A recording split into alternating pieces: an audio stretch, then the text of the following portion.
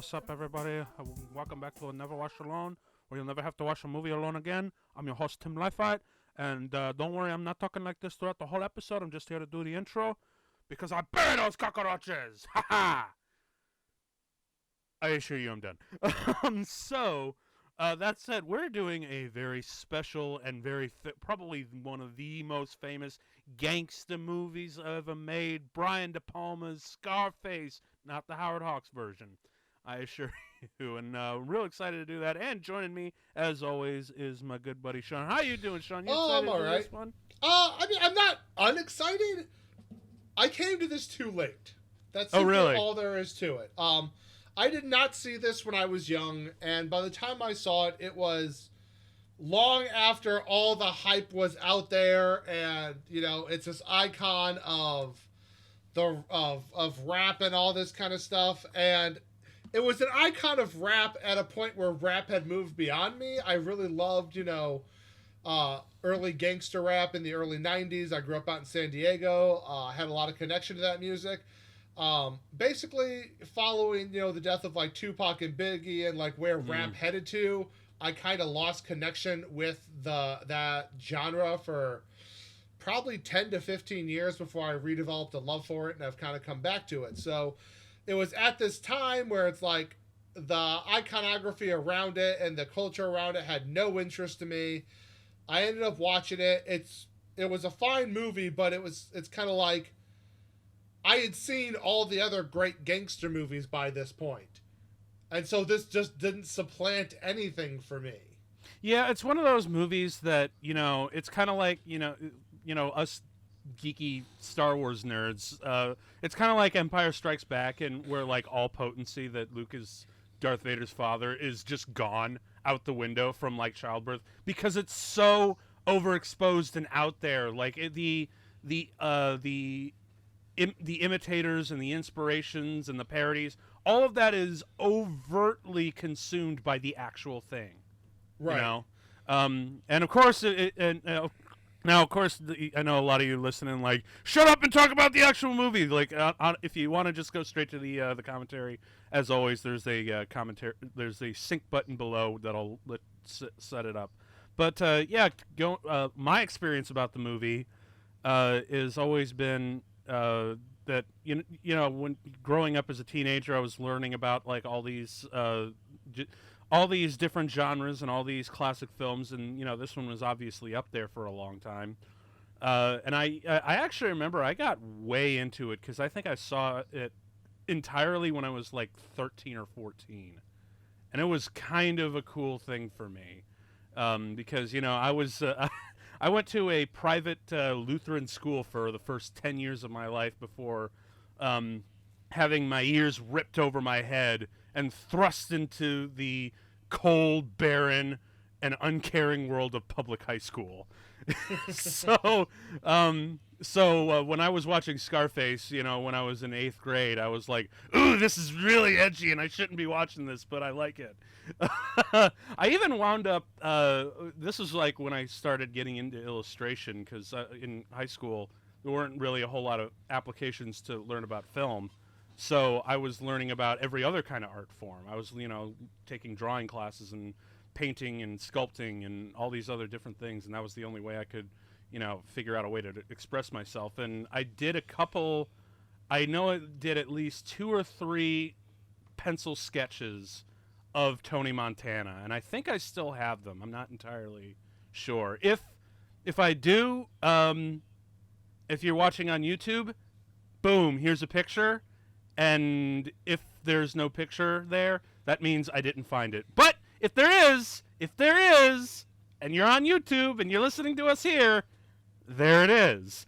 And or here they are, rather, or as many as I could find. I don't know. I'm just figuring that we don't plan anything, Sean, do we? We really don't. And I'm gonna give you a really weird, delightful tangent. So have fun with this. Okay. So you had to take art class in my school as well. In 8th grade, everyone had to do the same art project, like everyone in the school, which was you had to crush a can and do a drawing of it next to something else. I can't even remember. But Oh, like a still life. Yeah, but everyone knew you were going to have to do a crush can still life. Well, I had the very good fortune that at the time, I want to say, what was it? I think they just re-released the special editions of the trilogy in theaters.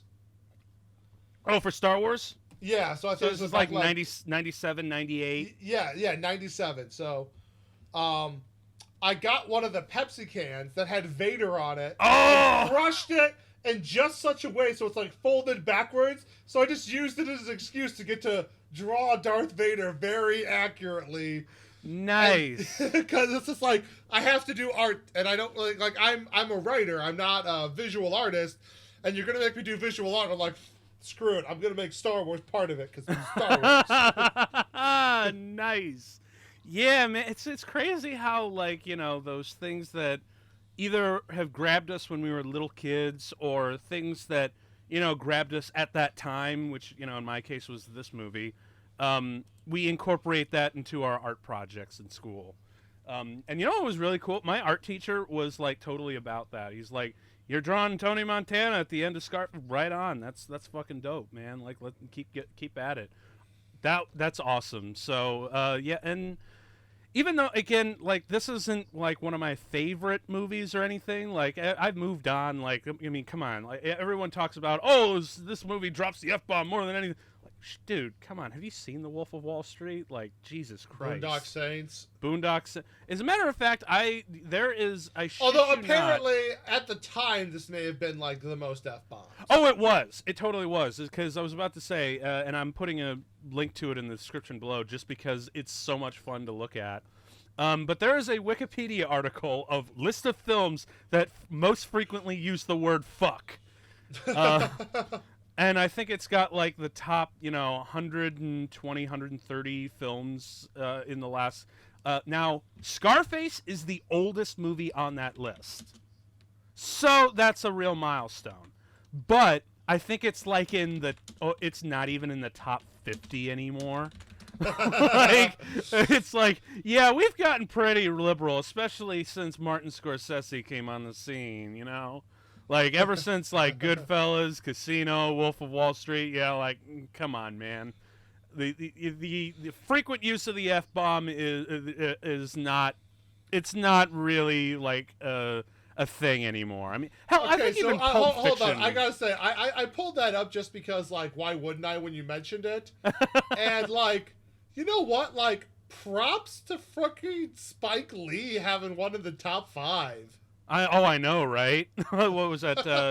Summer of Sam. Yeah, Summer of Sam, man. Like, although I'm actually kind of amazed that Adam Sandler, of all people, kind of dethroned him for a little while, because Uncut Gems came out, and I'm just like, I'm damn.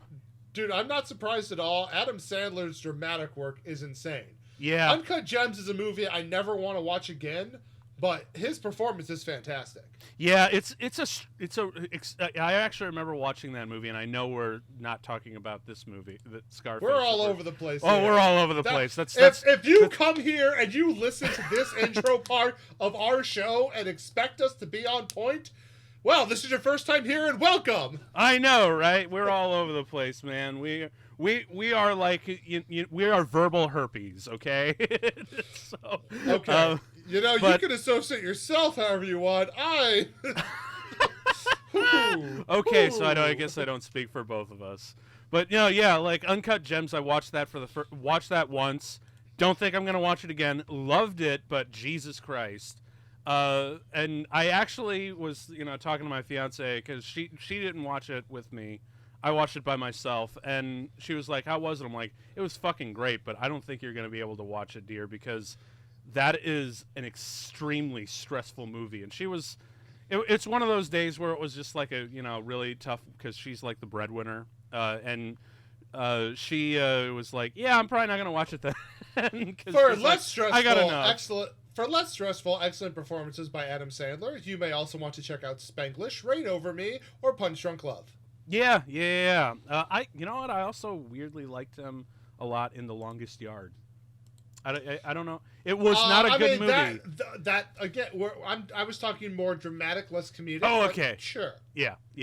I mean, Spanglish is kind of dangling because it's a comedy, but it's not Sandler doing his brand of comedy. So. Yes. It's like Sandler Reserved, which is so fucking refreshing every once in a while. It's just like, holy crap, like he plays it like when he wants to act and do stuff. And don't get me wrong, like when he wants to act seriously and not just play in his sandbox, he can do great work. Yeah.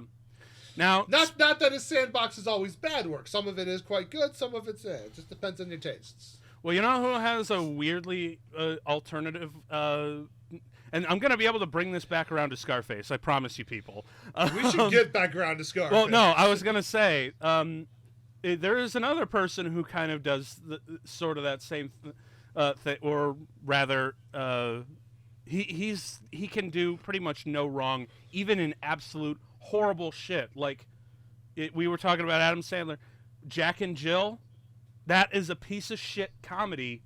But guess who's the best part in Jack and Jill, Sean? Al fucking Pacino! I have not seen Jack and Jill because I have taste. I have not actually sat down and seen it. I have seen reviews of it. But everyone says Al Pacino is the best thing in Jack and Jill, proving once again, literally anything that Al Pacino is, he steals the show. I'm trying to think of some of my favorite Al Pacino performances. Obviously, there's Scent of a Woman, which I think is his absolute best. I know Scarface, he always said this is his favorite that he's played, but I enjoyed seeing him as the devil in Devil's Advocate. Great movie. Oh my God, he's so fun. When he gets shot multiple times by Keanu Reeves, he's like, oh yeah, got me. Oh wow, yeah, step it up, son, give it up. That's good. Like shit. I would like to point out the fact that he speaks more Spanish in The Devil's Advocate than he does in yes, he does in this movie. He has one line of Spanish, and he's supposed to be straight up Cuban. And I know a lot of people make fun of it. Like there's a lot of parodies and whatnot, but Pacino is. I'll probably talk about it more on the episode, but we might as well actually just get on rolling on this. Yeah, let's do it. What do you say? Because I'm actually curious. Now, are you watching a Blu-ray rip or something like that? Yes. Okay, because there is just two things that I wanted to note beforehand. Is that the Blu-ray, which I imagine what most people are going to be listening to us with this, because almost everyone who's anybody has a copy of this somewhere in their library, and usually what you'll be hearing is a remastered audio track. I've actually heard both audio tracks for the film. I've heard the audio track from the 80s, which uses the old gun sounds like pew pew, but now they've done a remix and a remaster. That's actually one of the few times where I'm okay with remasters, where it's they clean up the film and they make it look a lot just cleaner and not actually change or edit anything out like fucking George Lucas does. Sorry, George, I love you, George, but dude, what the fuck? But they'll literally he replaced the entire sound effects library, so the gunshots and explosions and a lot of the mix just sounds a lot cleaner and a little bit more modern. But if you ever get a chance, see it with the old track. It's because it adds to that 80s vibe. I remember I watched Terminator for the first time on VHS, and it had the old, library sound effects from the 80s, and all the subsequent, Blu-ray and DVD releases, it all had the remaster track, and I'm like, hey, wait a minute, that doesn't sound like the 80s anymore. It sounds like this whole, and I kind of miss that. Yeah, if you can, I really recommend checking it out. And if you also have, like I do, I have the Platinum DVD edition of the movie, and this might be on the Blu-ray, I could be wrong, but There is a version on this disc where you can watch it with the Scarface scorecard, where I shit you not, it has a scorecard at the bottom of the screen that counts the amount of F-bombs and the amount of bullets fired.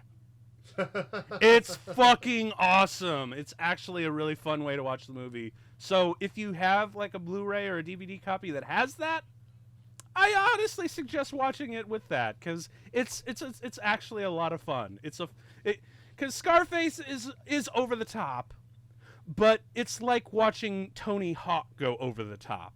He does it with skill and pride and style to the point where it's aesthetically pleasing and not cringy at all. You know? I think that's how Roger Ebert described Al Pacino's entire performance in this movie.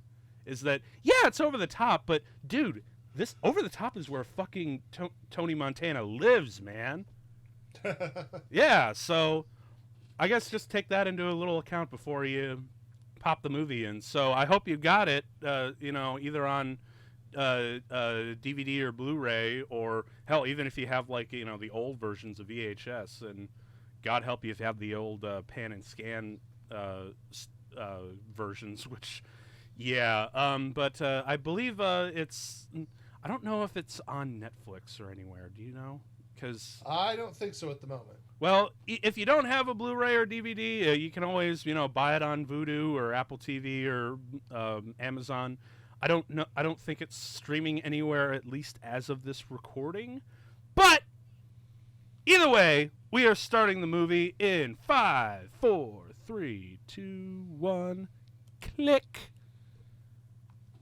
And right away we got the Universal logo, man, with the excellent score by oh man, I can never pronounce his name properly.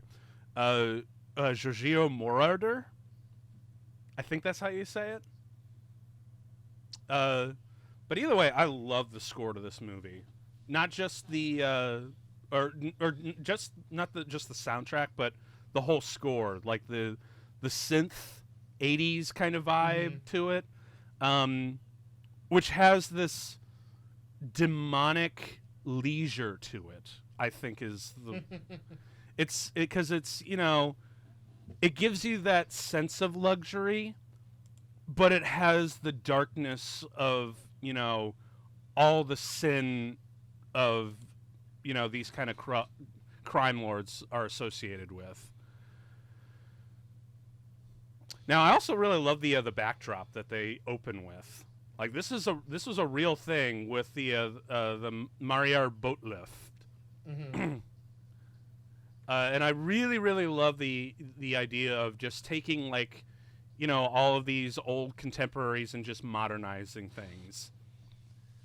Because now, I mean, we've seen that done 1,000 times, but in 1983, this kind of shit was a little revolutionary almost, or idealized thinking. Because I think you probably know this, but they wanted to do like just a straight reboot of the original 1932 Howard Hawks movie. They wanted it, in the original 1930s Chicago setting and everything. But they're like, no, that's way too expensive.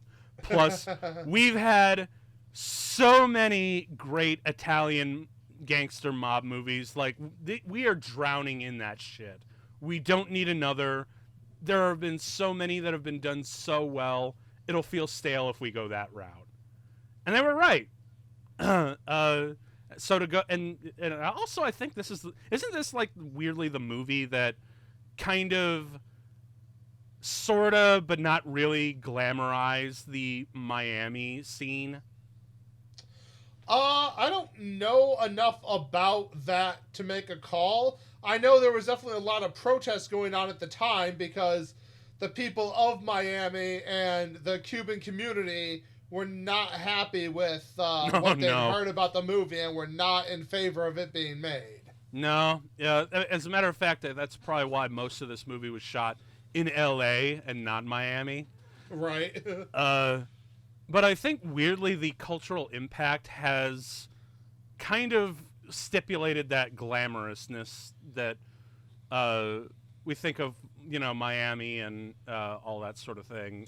Yeah, but I mean, at the same time, there was a lot of stuff creating that vibe at the time. Oliver Stone, man. I don't know when Miami Vice was popular. I know it was in the 80s. I don't know if it was before or after this film. So I think it was after this, honestly, because then this may have been the inception point. I'm not sure. Oh, it has to have been, because I'm actually gonna look it up, because I'm very, very curious. No, yeah, this was. Matter of fact, this was right after Scarface. Miami Vice, the show, was 1984. This movie was 1983. So I'm 99% sure that this movie was a huge influence on that. And plus, I think even more than Miami Vice, this movie is the one just, pretty much set the entire tone for Grand Theft Auto. Yeah. Yeah. Oh, yeah. Especially when it came to, the excellent Miami Vice game. By the way, did you know that there's a sequel to this movie in the form of a GTA clone? I did not. It's called Scarface, The World Is Yours. I played a little bit of it. Oh, yeah, I heard about that back in the day. It's about it literally starts at the end of the movie with the gun shooting where where you play as Tony and you get to survive that gun shootout and escape with absolutely nothing, and you have to retake your empire bit by bit by bit and then eventually kill Sosa until the world is yours again. Which is kind of a cool concept for a video game. And yeah, it's like 100% knockoff of every Grand Theft Auto game ever. I really love the camera work for the interrogation. Oh, and yeah. the fact that they're not showing the faces of the interrogators. It's all on him. Well, yeah, because again, this movie really is all about him. That's just how gangsters are. Like they're all about themselves and all about their fucking image and their fucking way of life, And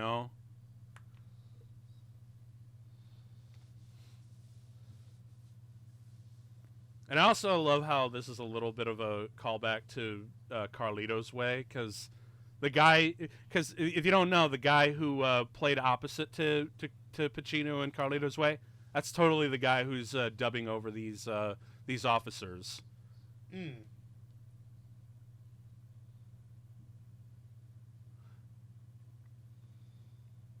Now, is this now? I gotta ask Sean, because I know you've seen this a couple of times. But is this probably the perfect sum up of, or a perfect caricature of the American dream? I don't know if I would say perfect, but I would say it's definitely is an example of a caricature of the American dream. Yeah, because boy, I think George Carlin said it best, is that it is they call it the American dream because you have to be asleep to believe it. Yeah, and Tony is one who definitely buys into that, because he like every other refugee and every other, even every other citizen, just that we're all asleep to the fact that the excess and the want and need for more and more and more, it's just going to eventually cave into us. And if you don't believe me, just look at the late stage capitalism dystopia we're in now. That's a prime example of that shit.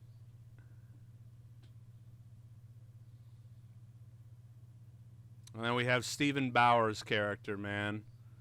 Old Manny. The only Cubano in the entire cast, actually. But hey, man, like apparently that's his like authentic Cuban descent.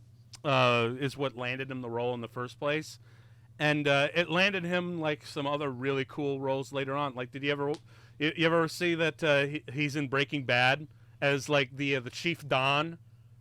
Hmm. Oh yeah, and like well, that's because Breaking Bad has tons and tons of references to this movie, and I'm also just like a huge fan of Breaking Bad. I love that show. And honestly, that could also be why I don't have such a connection to this film, is that I really enjoy the more traditional gangster movies, and I've never been a huge fan of the films that are glamorizing the drug trade. It's weird. I don't think this actually glamorizes it, really. Well, I mean, it does at a point, like his massive success that he achieves. I think it's in like those really great montages that we'll see later on in the film. That's where it really does. But ultimately, I think this is kind of made in the same essence that Scorsese's gangster movies are done, where he's like, look, I'm not trying to be glamorous or anything. I'm just trying to be honest. And this movie is, to many extents, is that, these people aren't, bad characters doing bad things. They're just criminals who happen to be doing criminal things. Right, but whether or not, I'm not saying it's necessarily the intention of this movie, but that's what the culture around it turned it into. Yeah, a little bit. Because again, it's movies like this and The Godfather, and all these other really great gang films. They've been so consumed by the parodies and the imitators, the inspirers, and all these influences that it becomes what once was so innovative has now become just pedestrian. It's so commonplace that it doesn't really have that same impact that it did when it was first released. And by the way, have you read about some of the reactions when this movie was first released? Yes. They're kind of hilarious, aren't they? Like, oh man, like I remember Dustin Hoffman went to a screening and he apparently fell asleep. Yeah, but apparently Scorsese went to one and he was like, "You did a great job, but Hollywood's gonna hate it because this is about them." And you know what? He's fucking right. He is right. And that's the other thing. I was like, I'm kind of amazed that Scorsese didn't make this movie. God, dude, can you imagine a movie written by Oliver Stone, directed by Martin Scorsese? Like, holy shit. I can tell you, Stone should definitely stick to writing rather than behind the camera. Oh, really? You're not a fan of his directorial work? I really am not. I actually, with the exception of Platoon. I like Platoon. That's like end of list. Oh, you didn't? What about JFK? I think JFK's a great film. It's all right. Did you see the director's cut or the theatrical cut? I'm curious. Theatrical. Check out the director's cut. It's longer, but you get more questions and it gets more in depth, and I think it's the superior version. That's just me. But anyway, the thing about Scarface, like, man, this shit feels almost too real nowadays because of what's going on. Not at the Miami-Cuban border, but at the Texas-Mexico borders. Yeah.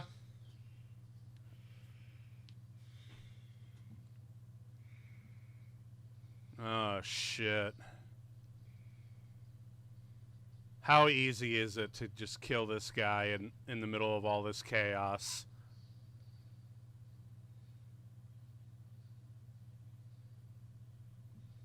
And here's another thing that I really... Oh, shit! Damn!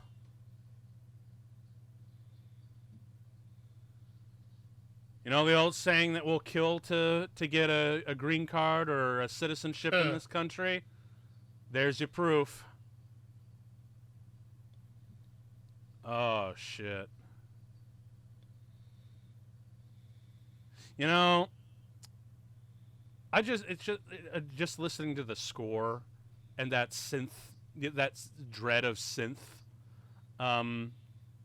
it really goes to show just how much I really love the movies from the 80s.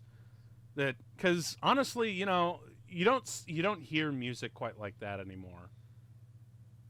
Yeah, I mean, it depends where you look, but in film scores, I would agree. Yeah, man, it's because it's a real cool aesthetic. I think the last movie to use that kind of 80s synth really effectively, I think, was like with Nicholas Winding Refn with Drive. Yeah. Yeah.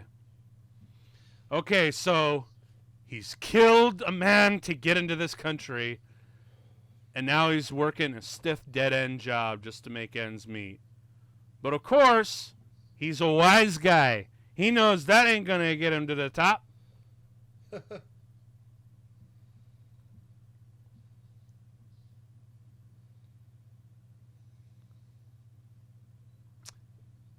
You know, the weird thing is, I kind of relate to that. Does that make me bad, Sean?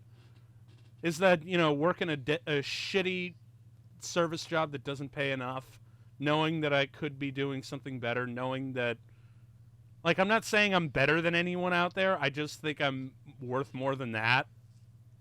Is it weird that I relate to this guy now? Are you not really? Welcome to the despair of modern America. Yeah, where service industry reigns supreme.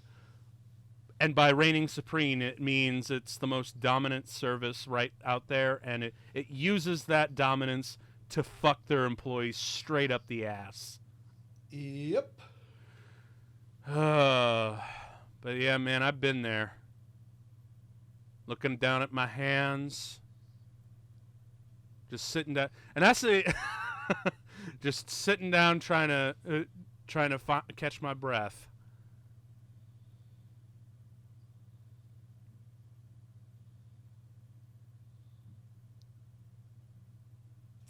Oh boy. And of course, if you want to make it in this country, because I've been trying, man, just working my way up in just the film industry, and this is tough even when you've got like a huge following on YouTube, which I do not have. If you look at the current subscriber count on this channel. But it's tough, man. Like, you got to know the right people in order to get working on and move up the line. Because really, in this country, whether it's with entertainment or drugs or, which by the way are not entirely mutually exclusive, by the way, but you've got to know people, and you just kind of fail upwards in that. It's true in Hollywood. It's true just about in any real profession, to be honest.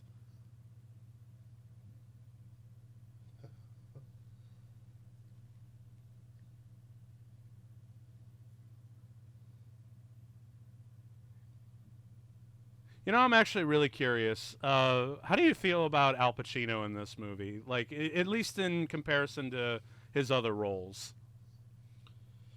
I mean, I think he does a great job with it. I mean, he's certainly the reason to watch the movie. It's just...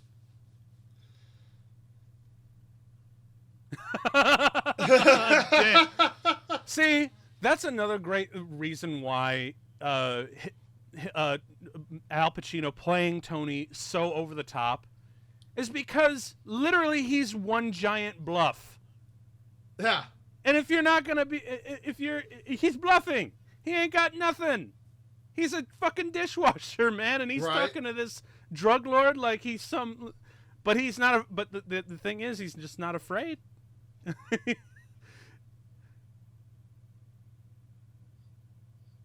I just casually doing coke. Well, yeah, man, it's the 80s. I mean, shit.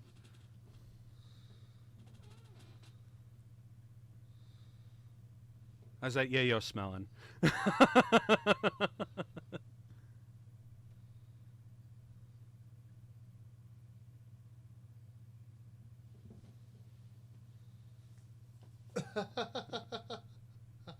Damn. Yeah, but seriously, man, his like Al Pacino in this movie, he is one giant bluff that pays off. Yeah. And well, but I mean, he's a bluff, but he also isn't, and by that I mean he's clearly willing to kill. Well, so he's just someone who, right? But he's like, give me the opportunity I want, or I will kill you. Now that will also kill his opportunity, but it just shows where his head's at.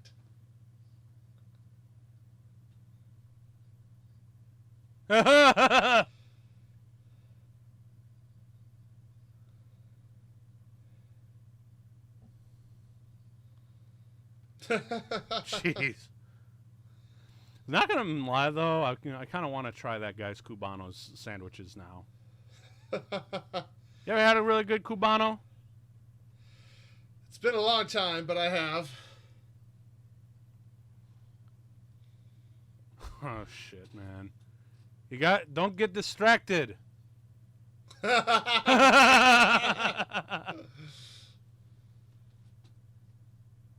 Man, don't get distracted. We got a job to do.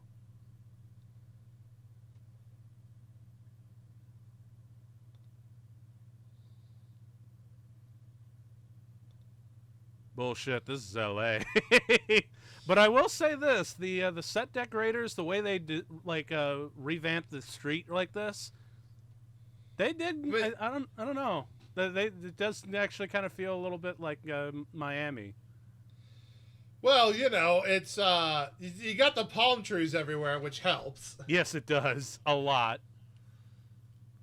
I mean, you can't make Ohio look like LA or Miami. No. Well, you can, but it takes a lot of skill and a lot of money.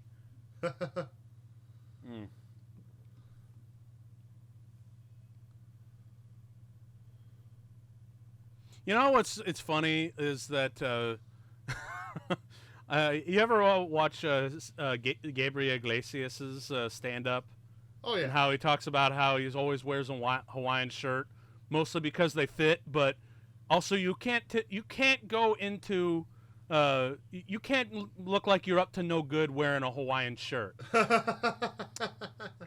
I don't think Gabriel Iglesias has seen this movie because man, he looks like or he's wearing a Hawaiian shirt to catch everyone on the street off guard, so he doesn't look like he's up to something, but he is up to something. It's deception, man. That's how you work it. That's how you operate on the streets. Oh yeah, I forget. Oh man, what was playing on that TV? Looks like an old TV show or whatnot. I forget.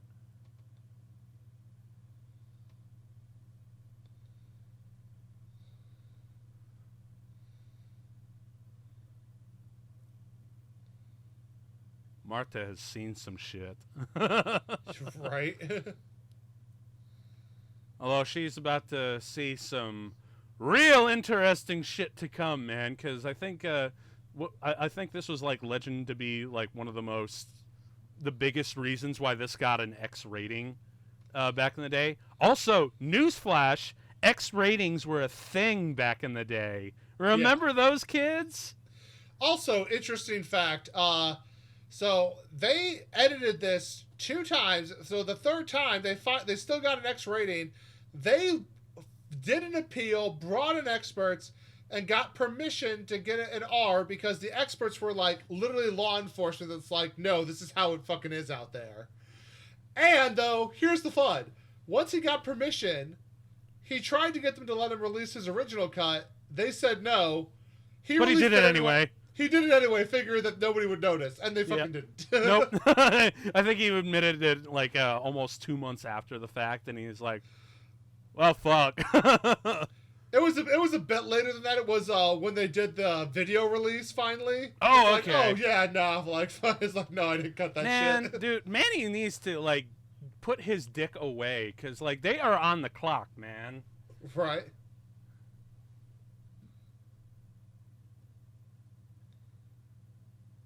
Oh shit.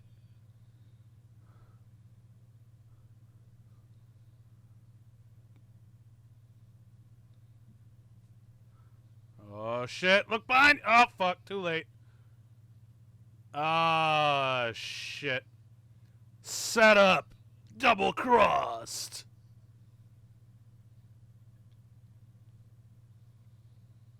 You know, I think that's the other big appeal to, you know, the rap and hip-hop culture for Tony Montana is of how fucking cool he is throughout these situations. You know? It's something that dates back all the way to ancient times where, you know, these warriors on either in the streets or on the field of battle, they would just show no fear and no emotion in the light of these, and that is weirdly inspiring. And usually for the most horrible things. Oh shit, dude. Also, I submit to you, I don't care how loud you make that TV. Yeah. Someone's gonna notice something when you rev up a fucking chainsaw in your bathroom. I agree. Like, you had better... honestly, look, because those old TVs, they did not have, like, the peak sound systems that we have now. If it was, like, if this movie was made, you know, in 2006 or beyond, when we had, like, a shitload of that, nah. But maybe they would be able to get away with it with the sound systems, but nah. Dude, Manny, for real, you're on the clock. Put your dick away. Right. It's like, not very professional. No. Although, you know what's fucked up and crazy that I just knew about this, learned about this right before we went on the show? That woman in the bikini? Yeah. Yeah, she disappeared after this movie. Yep. It's like a still a not weird, found. She's still missing, and the circumstances surrounding it is just super weird, and it's one of those cold case sort of things. So maybe I'll find another podcaster who talks about it and put a link in the description because it's interesting. But oh shit. Damn! Hey, Manny, wake up. Your friend is getting sawed in half. And not in the magic kind of way. How does he not hear that though? For real. Oh, fuck. Eat your heart out, Hitchcock, am I right?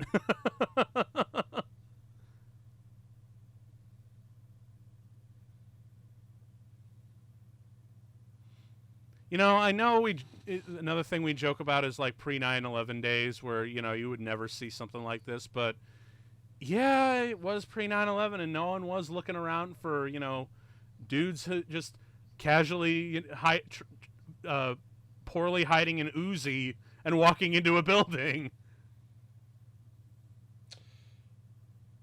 Well, I mean, people weren't looking out for that sort of thing, man. Different times. Well, some people were, some people weren't. Depends where you were living. Oh, shit.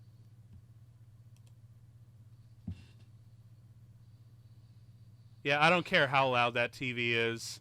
Well, but see, that's also part of the problem. Like, you have a really loud TV, then you're not going to hear when your people get rolled up on. Mm-hmm. Oh, shit!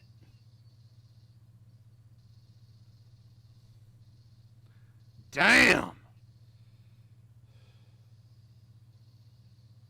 Ah! Oh, okay, that should have... That right there should... Oh, fuck! Damn!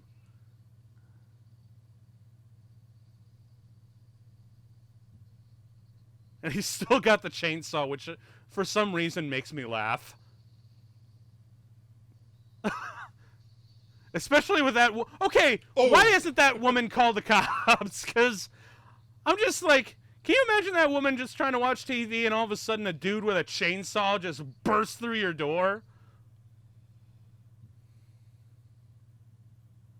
shit, man.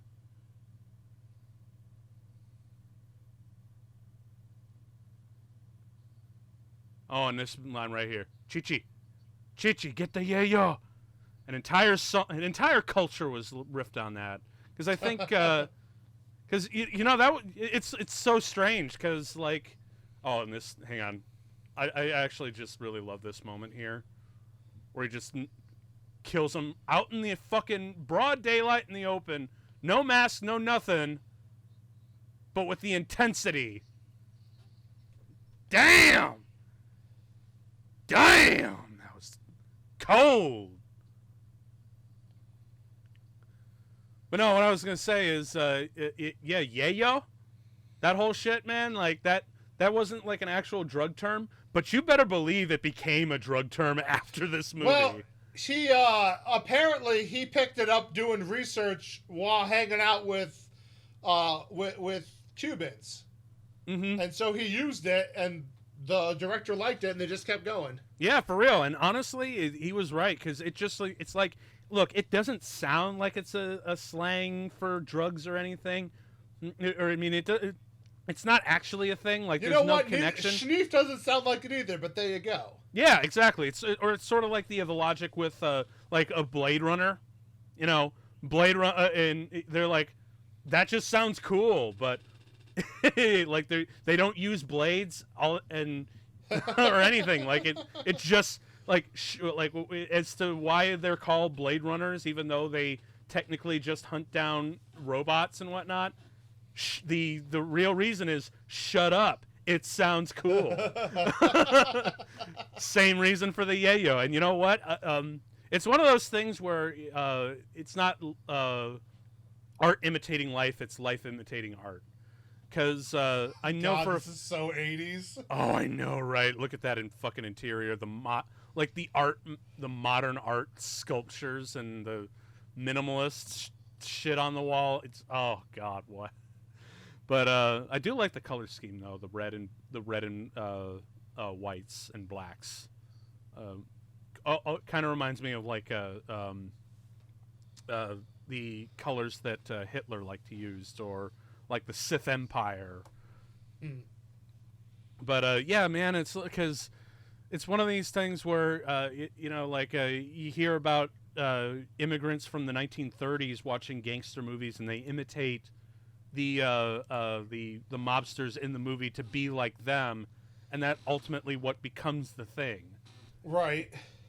That's what makes, you know, culture and art so fucking fascinating, because, you know, you go back and forth, and sometimes and they feed into each other in this weird parasitic psychic bond. Yep.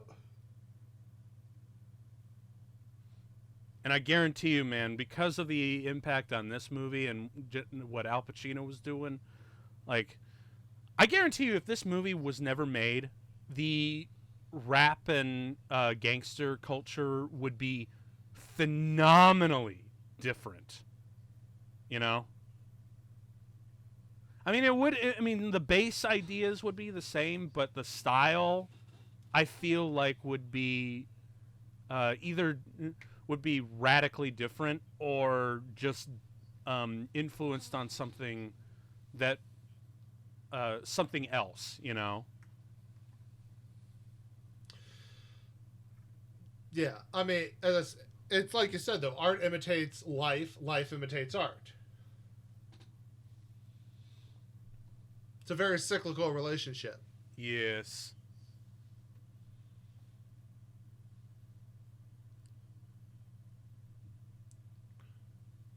God, seriously, this architecture is so ugly. I love it, to be honest. The sculpture that looks like car doors.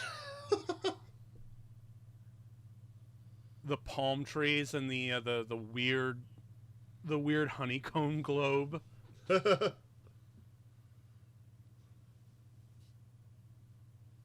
You know, in all fairness, I think you really do have to be super high on cocaine to think this is peak aesthetic, I think. Oh, and of course we have our first appearance of Michelle Pfeiffer Man, I love how the movie just is so unabashedly shameless, and that it's trying to tell you what's going on. Is that normally like a reserved director probably would have kept it in the master, and we just kind of see we see Tony's performance and his longingness, but no. We gotta push in hard for the zoom, and we gotta swell the music, man. It's really cliche, but it's Jesus Christ, is it effective? I'm trying to think what was Michelle Pfeiffer in before this? Like, cause was this towards the beginning of her year? Her career? Yeah, this was fairly early in her career, maybe her 5th or 6th work, I think. Huh. I think she blew up a lot more post this. Oh, okay, yeah. Because I think it was this Lady Hawk and Witches of Eastwick where she started to really blow up, and because she was like starting out in the 80s, and then in the 90s she really got big, especially after being Batman and Selena Kyle, a Catwoman, and Batman Returns. Right, and that's also one of the weird things about you end up with associations, because for me it's like I first saw her in Batman Returns, and I saw her in Dangerous Minds. I was seeing Pacino and stuff like The Godfather, which I watched relatively young and stuff like that. So when I didn't come to this movie until I was in my mid to late 20s. Yep. So by the time I came to it, I was like, oh, okay, but I don't mind. It's not bad, but I have other things I love more with these people. Rush with the yeyo. That man, like that one little ad lib turned into an entire fucking song. And that's the other really smart thing about this movie is because look, I know that like studios and a lot of artists and rap guys, like they always wanted to do a remaster of the movie but replace the soundtrack with rap music from today. And I am so glad that Brian De Palma at every turn is like, fuck no. Because, dude, this movie is super 80s. And if you put like any modern rap music in there, even rap from the 80s itself, you lose the 80s from this movie. Like, this movie is super 80s. Look at the porn stashes on these guys, man. Like, come on.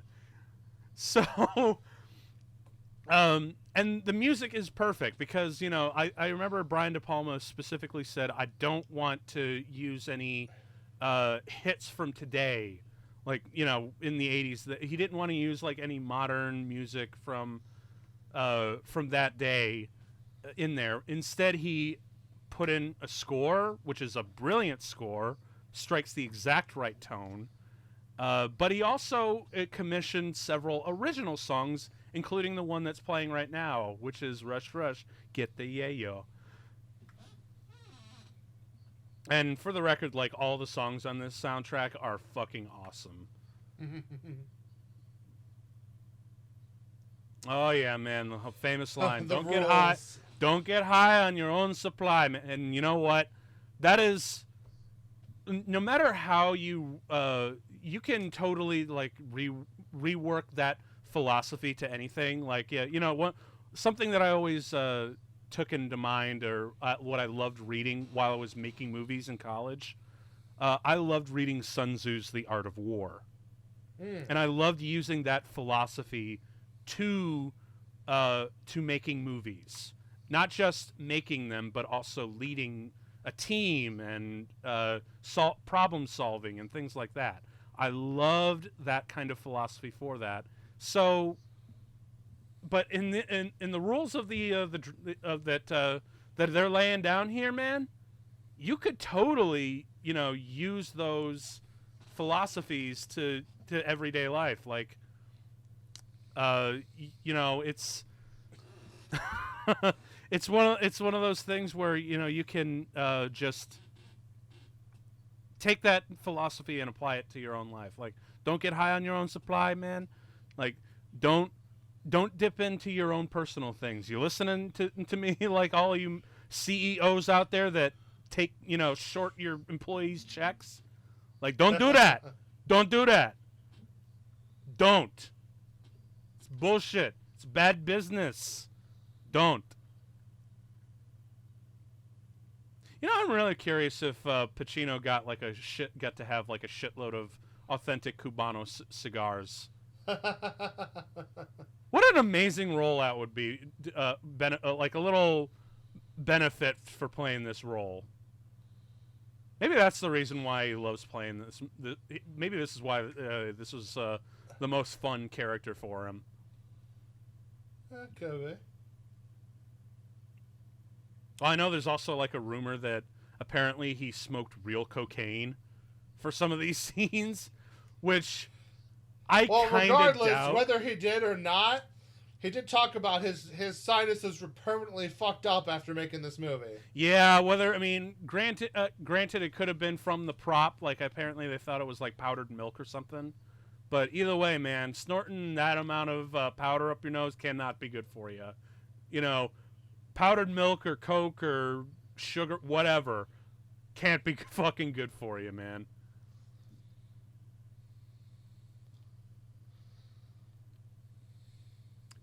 Oh, Sean, don't you miss the days where you could go clubbing like this? Don't you miss that? I've gone clubbing a lot, and I can definitely say it's never been like this. No, dude, what the hell is that guy with the handkerchief? He is not good at dancing at all, No. which I appreciate. I don't think any of these people are good at dancing here.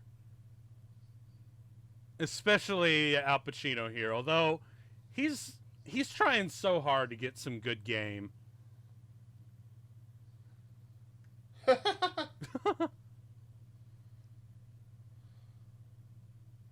Yeah, a little flamingo, a little pelican, my little pelican.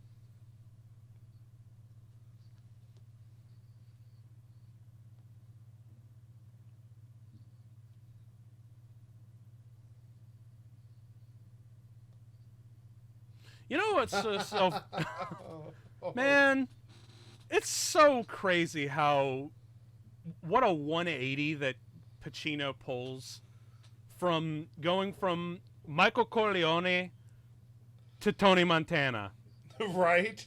And you know what's also really interesting? I swear, there is, with Al Pacino, there are two phases to his career. There is pre-Scarface and post-Scarface. Because, I don't know what, something happened, but, it was probably like all the smoking that he did in the 80s and whatnot, or something, but I swear, like, as soon as, like, Scarface was over, you just, it went, he was originally this quiet and sweet, reserved kind of guy, and just, very introspective and very calculating and cool, and he had some heated moments, but he was still a good boy inside. And then he did Scarface, and all of a sudden he's like, "Wah! Hey, what's going on? Hey, what's up? Oh, yeah, got me! Oh, yeah, you gotta hold on to that fury! Wow! Wah!" Just... I don't know what the hell happened. Maybe he did it like maybe there was real cocaine in this movie. I don't know. Or maybe it was just one too many times, because I'd seen him go overboard, before. Oh yeah, you look at like Dog Day Afternoon, and he's screaming Exactly. Attica, Attica, and just like, but maybe he just had so much fun doing it here. He's just like, I'm doing it all the time. You know what? That's probably what it was. He's like, he's been doing all these really great roles in the 70s. He's made a name for himself by giving one of the most legendary performances as Michael Corleone in The Godfather, one of the most respected movies of all time. And now he's like, look, I'm just going to do the exact same role play, but in totally the opposite fashion.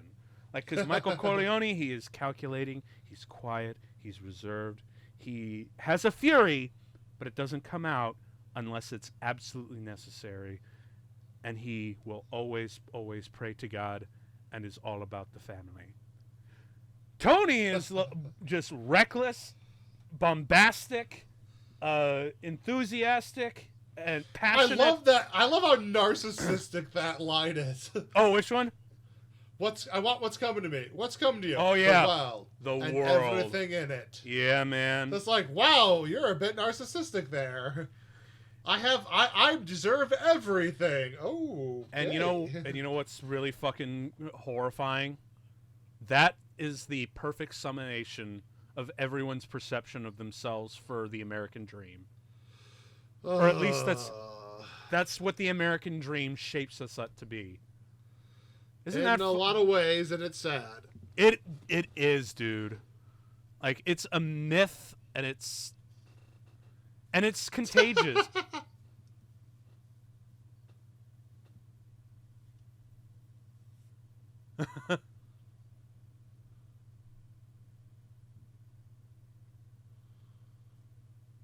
Dude, for real. You know, it's also strange, like, I know I'm probably going to get, like, a lot of shellacking for this, but Tony Montana is the same kind of cartoonishly over-the-top thrusting of the American dream in the same way that Donald Trump was in the 80s. And pretty much throughout, like, the 90s and up to the and for the next, like, 30 years after that. Isn't it weird, though? Like, because this scene is hilarious, though. Oh, yeah. Weird, but I agree with you.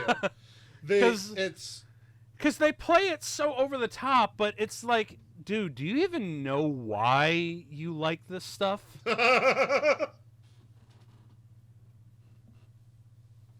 Damn.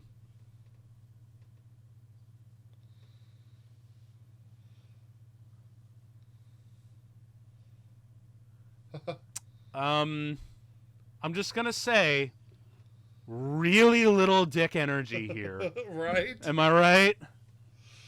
Just, I'm telling you, man. Bruh, don't do it. Dude, don't do... Man, you're gonna get slapped so fucking hard in the face. Right? But no, yeah, but I agree with you. This movie kind of is like, it encompasses the attitude of a scumbag that was very prevalent for a certain period of time that I think has diminished but not left this country. Mm-hmm. They play the American dream, the caricature of the American dream, so hard that we lose any meaning to it. Oh, okay, now this I thought was really funny. Hey, look at that kid. Look at this kid.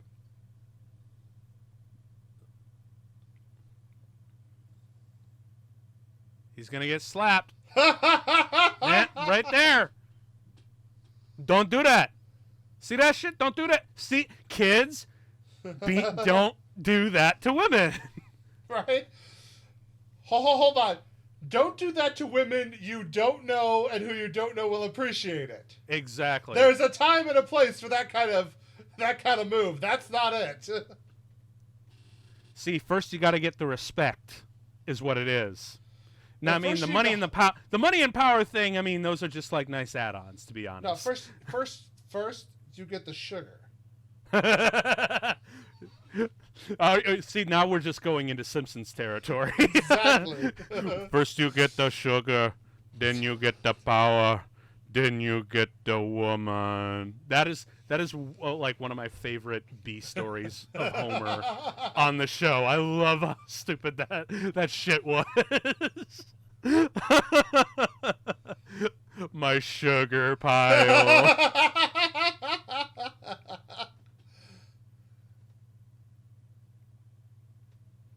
Oh my god. It does though. Let me. But her dude. delivery is perfect. Yeah, she is. And you know what? It's crazy. I know women like this, like who are just so.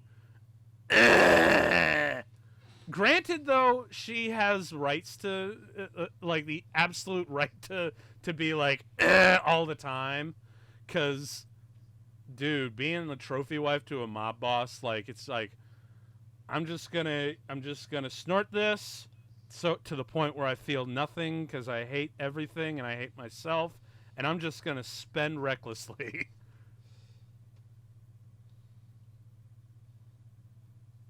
Damn, man, that's it? Shit.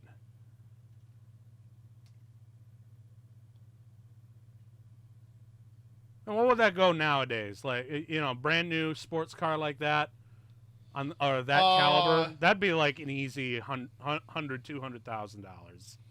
Think about 250, because if I'm looking correctly, I think that's a Ferrari, so you're probably looking at about 250. Mm-hmm.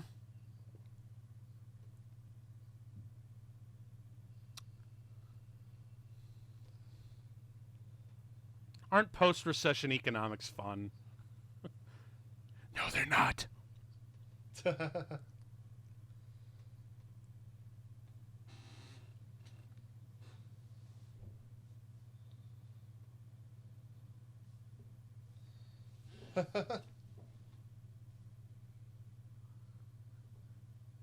know, I'm actually genuinely curious what that woman would...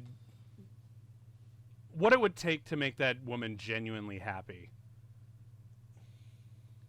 Because in a weird way, I feel like her soul is just as lost as Tony's. And weirdly, they both know that, you know? Because I think I remember reading a review or somewhere that I think it was in the dinner scene where he's like, "Hey, say goodnight to the bad guy." It's to the point where it's like, look, he realizes that he is so far gone that he knows he sold his soul for everything, to the point where he wonders even if he ever had one. And oh my god, dude, what the hell?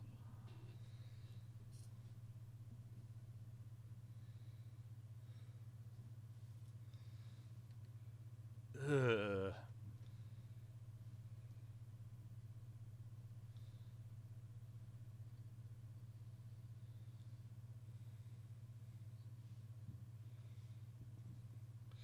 So that was ad-libbed. Him putting the hat on was completely ad-libbed. It was not in the script. You can kind of see how she's like actually finds it genuinely charming. Yeah, and they kept it in because he liked the reaction. That's good. Yeah. It's good. That's a good acting instinct, you know? Well, yeah, but it's also a good directorial instinct when it's like, oh, that worked. Like, I'm gonna keep it. That's yeah. See, because like it's one thing to have like good acting instincts to, you know, have something literally, in this case a hat, fall on his lap and he just runs with it. But it's also another thing to have that directorial thing where it's like, I feel so strongly about this performance, I think this should be in the final cut. Yeah. Well, also it's like, if something ends up working to what your end goal is anyway, just because it wasn't your plan doesn't mean you don't use it. Yeah. Mama.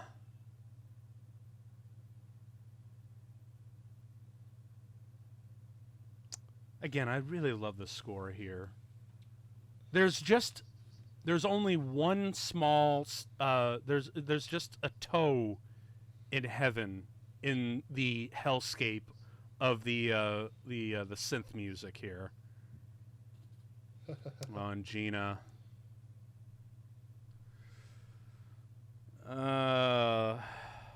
Man, this is the part of the movie that I'm most uncomfortable with. Because there is something clearly going on. But you know what? Again, this movie is fearlessly honest and just shamelessly honest almost. Because, you know, at the end of the movie, she's like, "You want to fuck me? That's what you've been wanting this whole time." I'm like, they really just know exactly what's on our minds. And they are not afraid to put it out there. So, I'd like to point something out very interesting here. Yes. The woman who's playing his mother, in actuality, is only 4 years older than Al Pacino. Good makeup and good casting. That's all it is. Right. But it's just like, oh shit.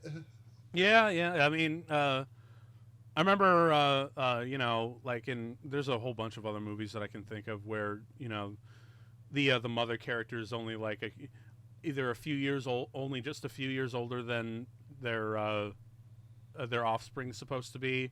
In some cases, they're actually younger. And I like how the mom, like, she's like, this is sus. Heckin' sus. But to be honest, like, if she raised this guy, oh man, wow, you're just hitting below the belt, like. Well, it's true. Like, if speaking like as a mother, like, well, man, I'm not a mom, but from the perspective of a mother, and knowing what he is, like, shit. It's to the point where I feel, because really, I think that she is in a weird way, his mother is the audience, I think. Like, she is the one who sees him for what he is, and right here, looks at him, and I love what her response to this. He's like, who'd you have to kill to get this? Yep. Yeah. She knows exactly what he is, and she knows that his soul is long gone.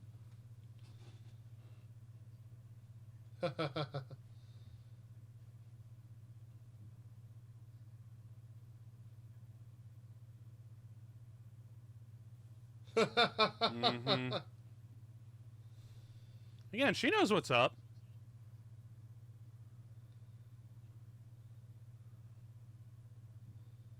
God, can you imagine all the stories that she must she probably has about him in his youth? Oh.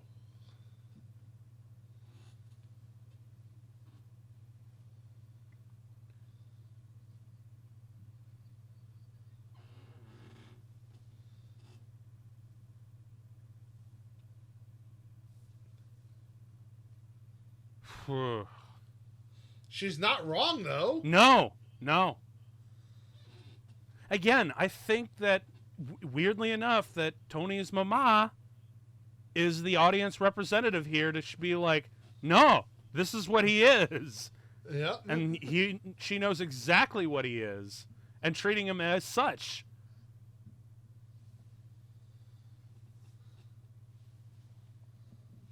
And weirdly enough, she even has she is the voice of opposition to all the Cubanos who have, like, problems with this movie stereotyping them as, like, criminals or drug dealers or whatever. Because right here, even there is the voice of reason for those people. Yeah. For sure.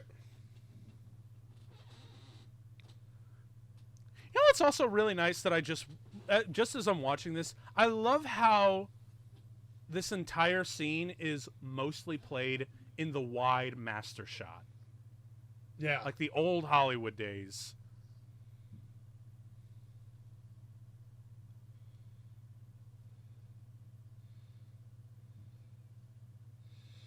Man, I didn't even...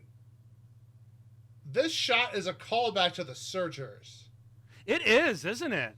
It's very John Ford. Well, yeah, because, in there, it's showing her encompassing the home. This is showing her that this home is separate from him and he's not welcome. Mm-hmm. Same use of a doorway and a parent, but to convey a different meaning. Straightforward. Yep.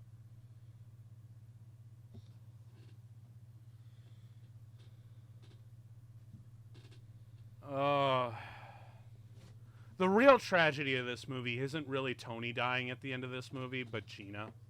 Oh, for sure. Because she's just so naive.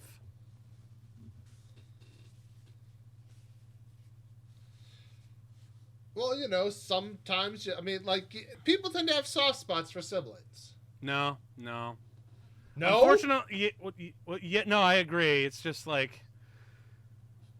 man, it's just. I'm really not saying it's not a bit creepy. I'm just saying, like, he's creepy. She has a soft spot. There's a difference. But, like, he's creepy on every level, not just here.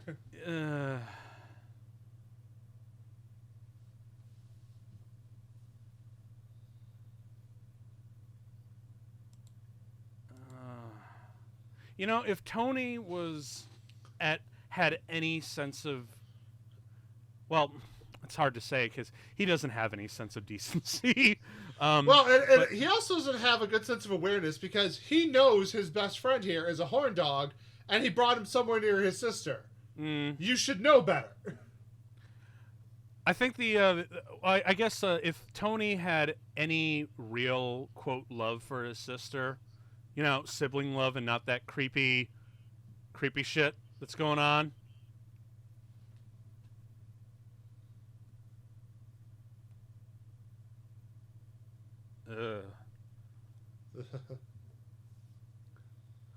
But yeah, no, for real, like if he had any real like sibling love for Gina, he would have said, "Don't get mixed up in this shit. Right. Don't do it. Go away. Don't." Because I think I think even in older gang movies, or like what was it? It was a movie you recommended to me. Really great gangster film. Really underrated, but it's classic, from the old classic era. Angels with Dirty Wings, where Dirty Faces. Dirty Faces. Yes, thank you. Yeah.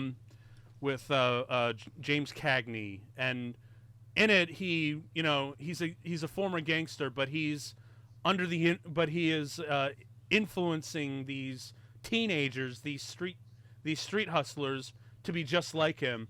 But what's great about his character, James Cagney's character, is that almost every opportunity that he can, he's like, "Don't get mixed up in this shit, man.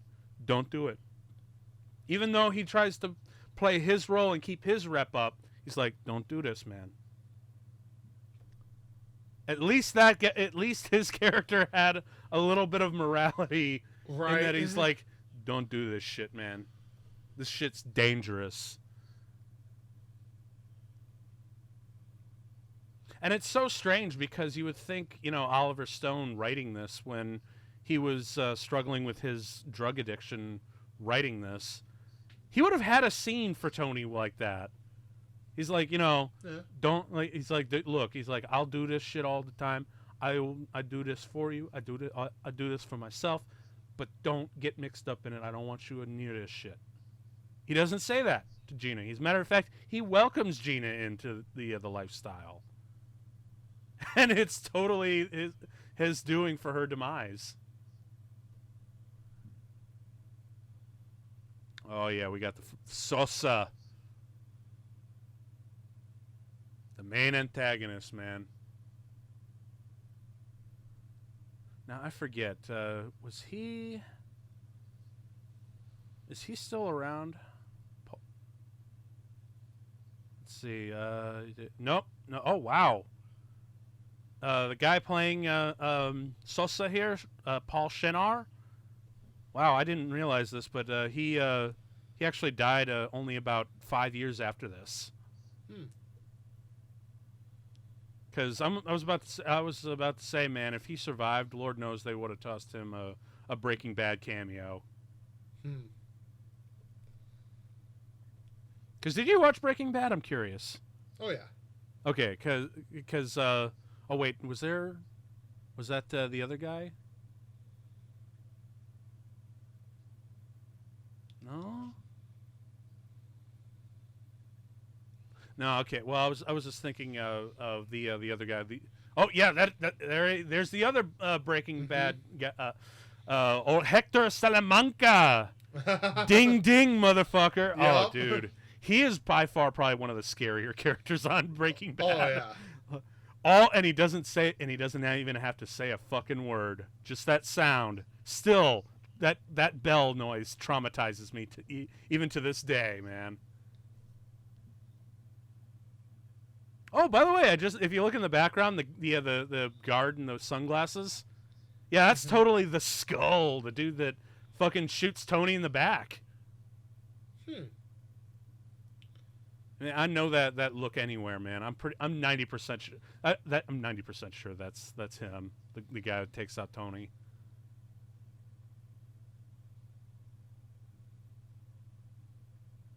I remember actually hearing an interview from that actor, and he's like, man, I really regret being the guy to kill off Scarface at the end of the movie, because if he had lived, what a sequel we would have had.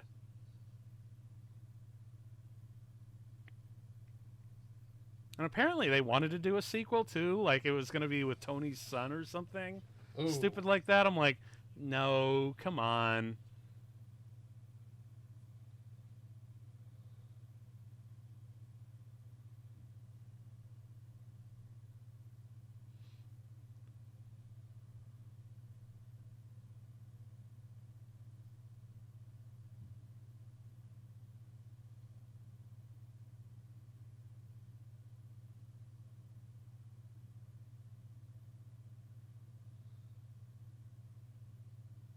Oh, don't go to the chopper, man.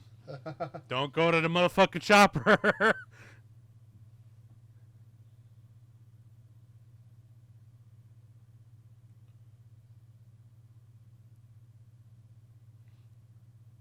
In all fairness, though, this guy who's about to, get iced,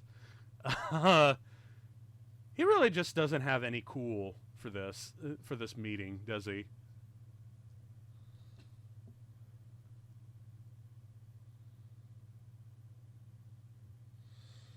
Oh shit!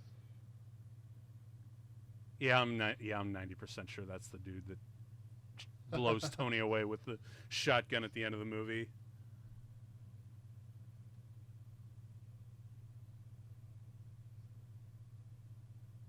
No, there isn't. Is there? Not really. And there's no lies with this movie, I think. And I think that's part of the main appeal of it, is that, it's, like I said, it is shamelessly, brutally honest. But it does that honesty with style, I think. Oh, shit, man.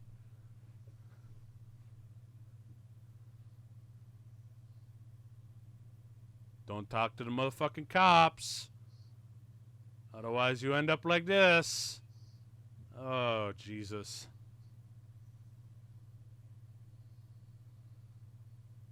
Fuck!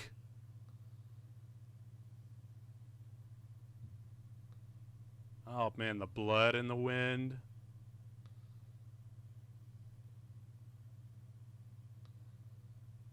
Shit. Something that I've always talked about about movies and such and whatnot. A lot of people are like, "Oh my gosh, I'll never watch this movie. Like, it's just too fucking violent for my tastes or whatever." Oh wait, this line here.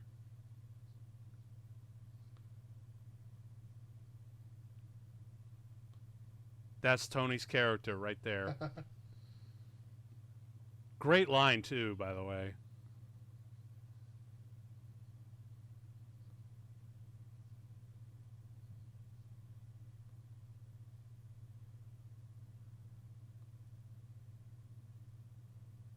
Once again, bluffing his way to the top. Jesus Christ.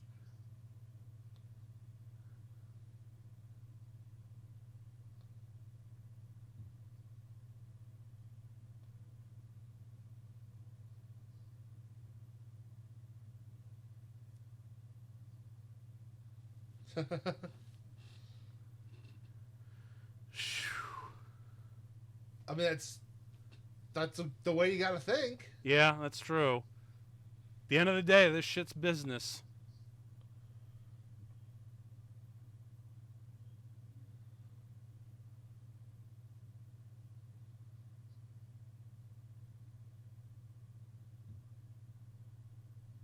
But I was just gonna say, there's something that I've always talked about to people is like, oh, I can't watch this. This is just too violent.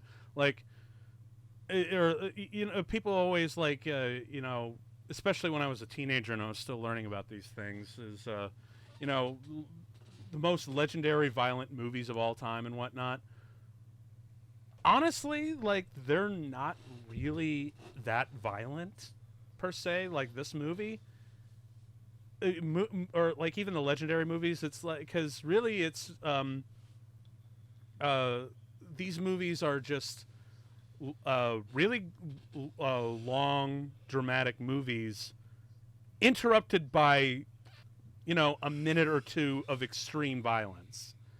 Is like, I mean, yes, but at the same time, the entire culture of the film is violent. that's fair. Because I often cite Taxi Driver as like a prime example of this. Is like, movie's really not that violent until you get to the ending. Like, it's like a 2-hour build up to one violent thing, and then it's billed as like the most violent movie ever made.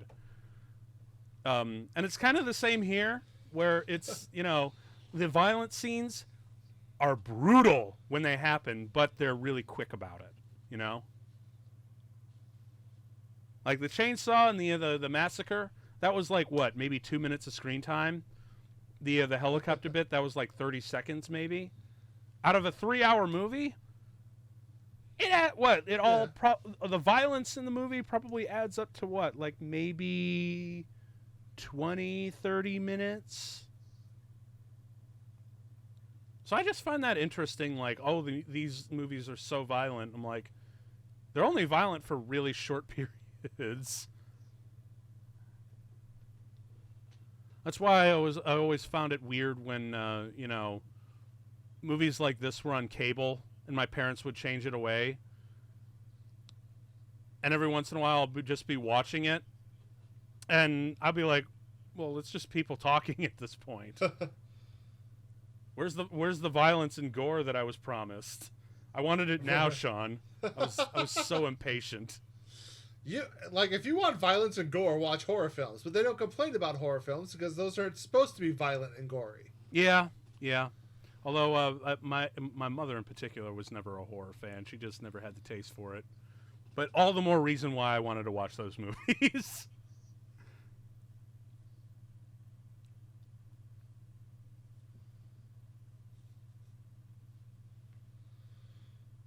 I mean, someone looking like you're getting too big for their britches, almost. Well, yeah, but at the same time, he's not wrong. Like, at the culture and the time, like, if you paid $18 million for a quarter ton of coke, like, yeah, you're gonna make money. Yeah, you're not going to lose money on that. But really, he's not, mad dogging him here for his suggestion. It's the way he's suggesting it. Right. He's like, you trying to step up on me, son? Excuse you?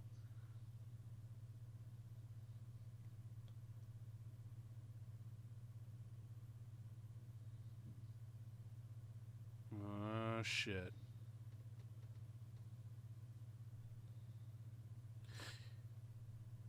We talked a little bit about this before the show, but in a lot of ways, and I totally can kind of see it, is that, and this is also another reason why I try to, because I know a lot of people who are like, oh, Scarface, like, oh, just not for me. I'm like, yeah, but it's a little bit deeper than, just like the rise and fall of a crime boss. I mean, in a weird way, this movie is a very loose adaptation of Shakespeare's Macbeth.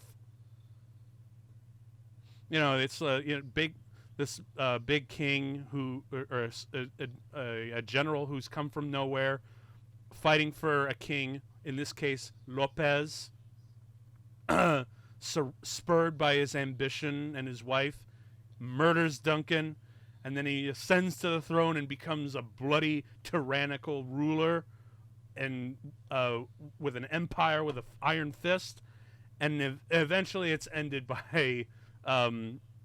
a bloody, bloody end. And honestly, that's the exact same rise and fall thing going on with Tony. So, I don't know. How do you feel about that comparison? Because I know we talked about it a little bit before the show. I mean, I think in very broad strokes, maybe, but I think it's just more a matter of coincidence than any intent. Yeah, well, I guess because Macbeth is so... it's such an iconic or a mythic story arc that it's really applicable to a lot of the gangster stuff. Similar to like how applicable the hero's journey is, or tragic young love with Romeo and Juliet. Like, even if it isn't, explicitly trying to be Romeo and Juliet, if you have an instance of young tragic love, it's going to be compared to Romeo and Juliet whether you attend it or not. Yeah, I agree with that. But I guess that's why, gangster movies are so attractive in that manner, is that they are that Macbeth archetype. Oh my gosh, I forgot about that in the 80s. Oh, what's that? So you get this a lot in like American Psycho, if you actually read the book and things. For some reason in the 80s, Justerini and Brooks, the whiskey they have there, was really popular. I don't know if it had a good branding campaign or great marketing or what, but maybe it was like an import tax thing going on. I don't know, but as a whiskey fan, God, it's terrible. Oh, really? It is really so bad. And this is what people were all about. Like, that, it was a big 80s drink, and it's just like, oh, God, no. No, no, no, no, no. Why, though? Right, that's my whole thing. It's just like, it's not okay. Hey, you know what I guess you could make the joke is? That these people are truly tasteless.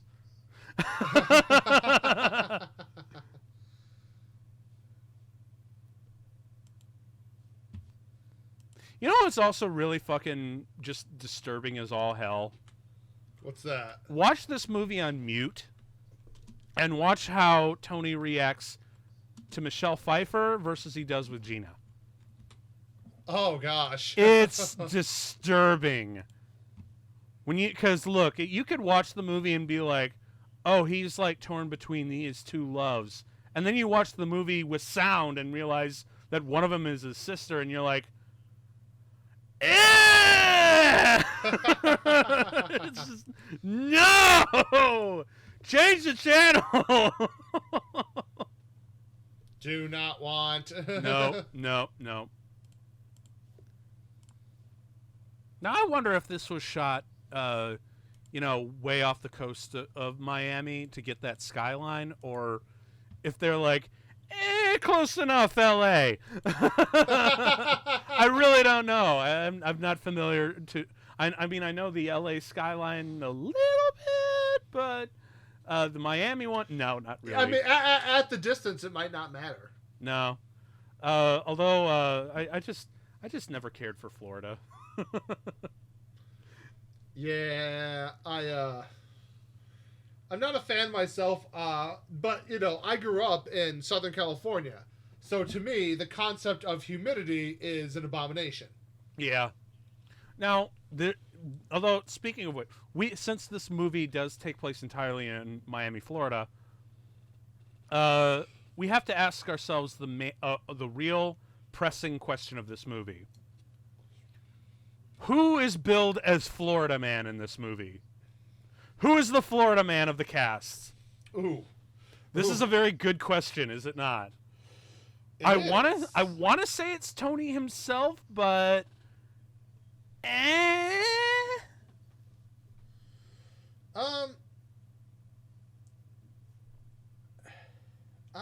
me.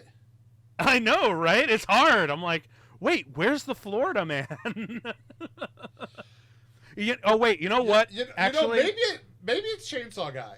Yes, I was gonna say that. Chainsaw Guy feels like sounds like a Florida Man. That is a headline there. Like, man bursts through door. It's like, what did you bring to a gunfight? A chainsaw. Oh, Florida Man.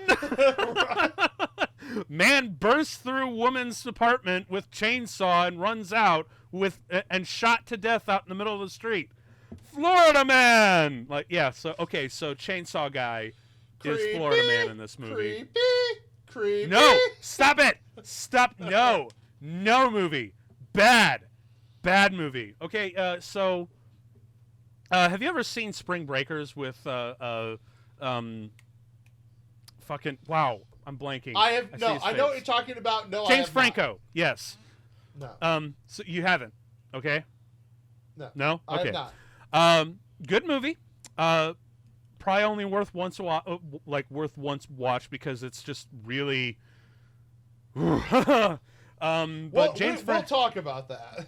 Yes, but James Franco, he's he's a lot like Tony Montana in the movie, where his lifestyle is the caricature of the American dream or the American gangster, and he's also operating in I think he's in California, not Florida, but at least I think that's where the movie takes place. It's been a while, but I do remember that he had some Scarface memorabilia in his pad, because he goes through. There's an entire sequence where he shows off his shit. Look at my shit. Look, I got Shuriken, I got Kool-Aid, I got shorts of all kind of color. I got all these designer T-shirts of every fucking color. I got the Calvin Klein spray, smell nice. I got the guns. I got rooms of this shit, man.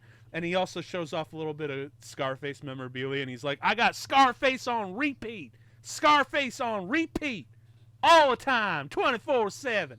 And I'm like, oh, God. And the worst part is I know there are people out there like this. But I'm just curious, if he's got Scarface on repeat, constant, how does he feel about these scenes where Tony is clearly ogling his sister? I really want to know what's going through his head when he's watching these scenes. Personally, I don't think he has that character, that kind of person has anything up there anymore to really register what those images mean. Because I think it was Tony Zhu who does one of my favorite YouTube series, Every Frame of Painting. One of his videos, one of the most poignant things I've ever heard someone say about cinema nowadays is that we are really visually sophisticated nowadays, but we are also at the same time totally visually illiterate. Meaning that we are capable of making some fantastic imagery, but thinking through what an image actually means, not so much. Yeah. So I something I would like to point out just on a brief tangent here, because Gina has popped up now, been around for a while. My association with the actress, Mary Elizabeth Mastrantonio, which I probably just butchered. I love her as Marion in Robin Hood, Prince of Thieves. That is a guilty pleasure. Oh my God, movie. I forgot she was totally in that. That's right. God, what else has she been in? That's a guilty pleasure movie for me, and I love her in it. Oh wow, that's another reason why I need to check out The Color of Money. Because she was nominated for an Academy Award for that movie. Who knew? Perfect Storm. I never watched Perfect Storm. Me as I just look on the IMDb page. Shamelessly. Yeah, we that's another thing about this show. We are shameless Googlers. Yep. We only appear to know everything, but that's only because the tool that we know everything is at our fingertips. Actually, I think this scene really drives home just how messed up this weird love triangle between Michelle Pfeiffer, Al Pacino, and Mary Elizabeth is. Just it's just because if you watch this scene on mute, you'd be like, he really wants to fuck this one girl, but he's with this one. It's this one guy trying to get away from his current wife.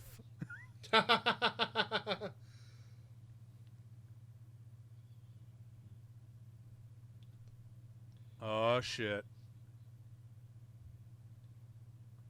Oh shit.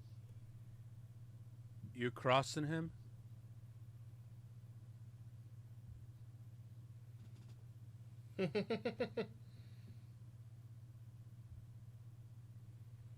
Also, it's crazy that he says that, because his bravado, his constant character, like his constant bluff in life. That it, I mean, it's weird, but yeah, man, that's what it is. Just balls. Yep.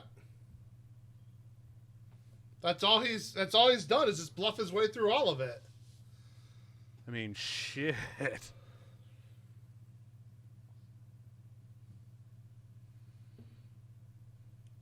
But like, it's also hilarious. He's mad about this. It's like, be real.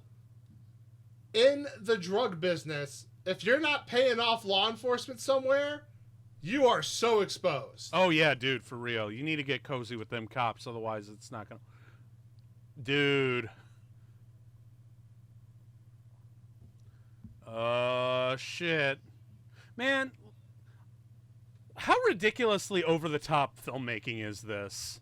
You know? The only reason why it works is because Tony himself is so over the top, man. Right. It's actually to the point where I look at a movie like Spring Breakers where the filmmaking aspect of it is played fairly straight. And I kind of wish that, you know, they did have that extra oomph of style, you know? Oh, hey, check it out, kids. Payphones. Remember those? Oh, God, this is so bad.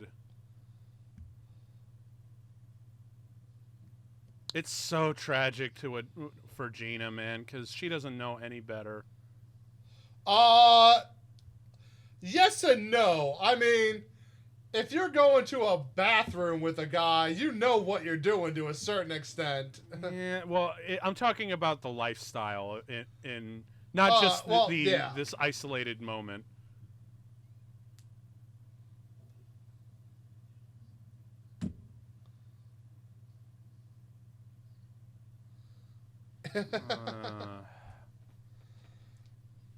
You know, I'm actually really curious. I don't, because it's never explicitly said how old these two are. But I submit to you that, Gina has to be maybe, somewhere between 22 and 25. So I'd say that's, what do you think? That's like a nice around... Yeah, early to mid-20s sounds about right. Yeah. So... she's kind of in the right in this argument here, where she's like, dude, fuck off. This is not your life. Right. It's mine. Even though that life is still stupid and misguided.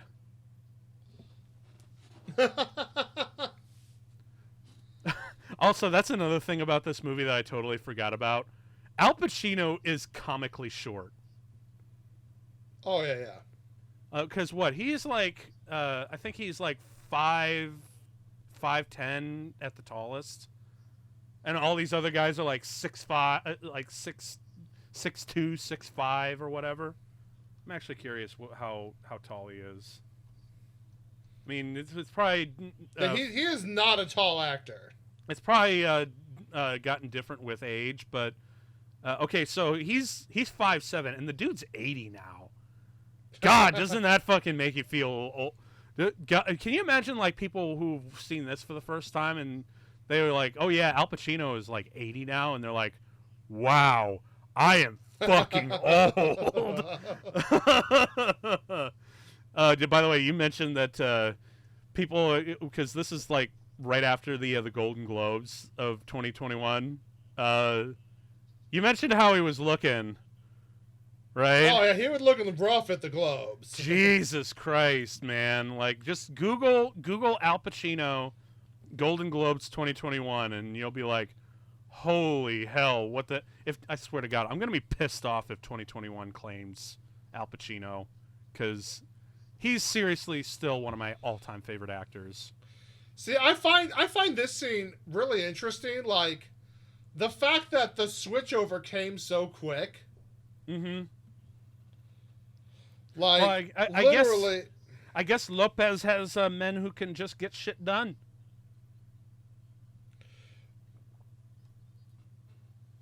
Oh, wait, did Did she just Yeah, say she just she's said 20 years old? Yep. Okay, then. Well, first off, We you were shouldn't off be... on age, but Still, we were right around there. But still, yeah, roughly, I think, yeah, you have a right to live your own life now.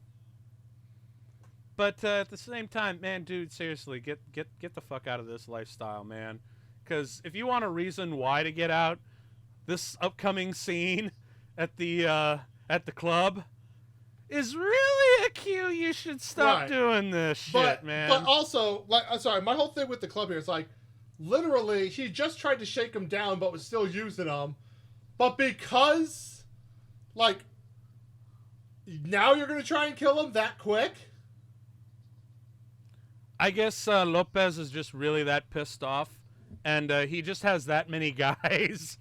Hell, maybe he had like a couple. He just like turned to his bodyguards that come to him, and he's just like, "Fucking." Well, it's not. It's okay. It's not that. It's the switch between he's working for me to let's kill him. Well, it was kind of boiling with him. I mean, as soon as he started, feeling up his wife, right there. And I think that's was the ticker, but I'm just like. I don't know. Like, that just seems really quick. Like, maybe let him do a little more of the groundwork and then kill him. Or at least try to kill him in, a less crowded place. Yeah, in a place that you don't have personal associations with? Exactly. Yeah, because really, if mob hits rarely take place out in public. And if it's in public, it's usually for, like, a message or something. If it's either because it's a message or something went very, very wrong and they had to move immediately. Mm-hmm. Because, like, gangsters, the one thing, say what you will about them, man, but they like to keep that shit on the DL. Because they don't want to get fucking caught. Well, right. To quote a rapper, don't you know that bad boys move in violence and silence? Yeah, for real. I don't know, man, but I love the perfect just appearance of absolute despair there, though. Yeah, man. We all been there, am I right? 2020. I'm done with the 2020 jokes for real. But I do love the use of mirrors in this whole sequence. Like, did you notice earlier when Manny was with him and you could always see him in the background and whatnot?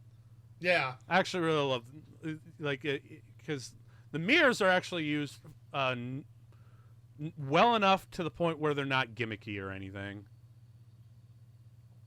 Oh, shit, man. Oh, dude, the silencers are off.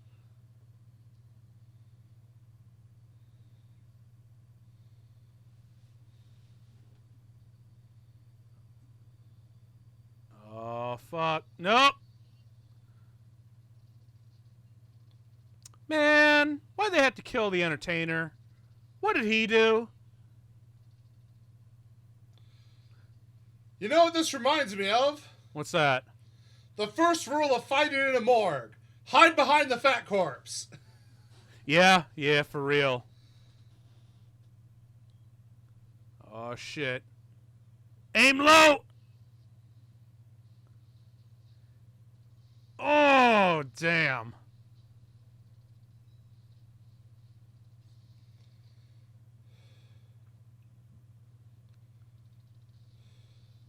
Shit, duck.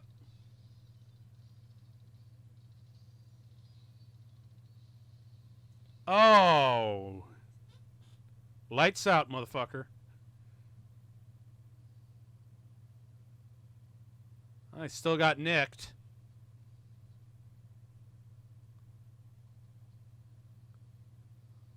Oh, man, those headlights.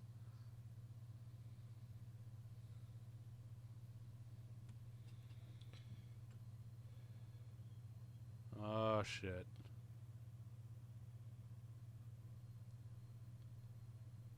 Oh, boy. Manny, you better get going. Okay, did you see that phone? The noodle phone? God.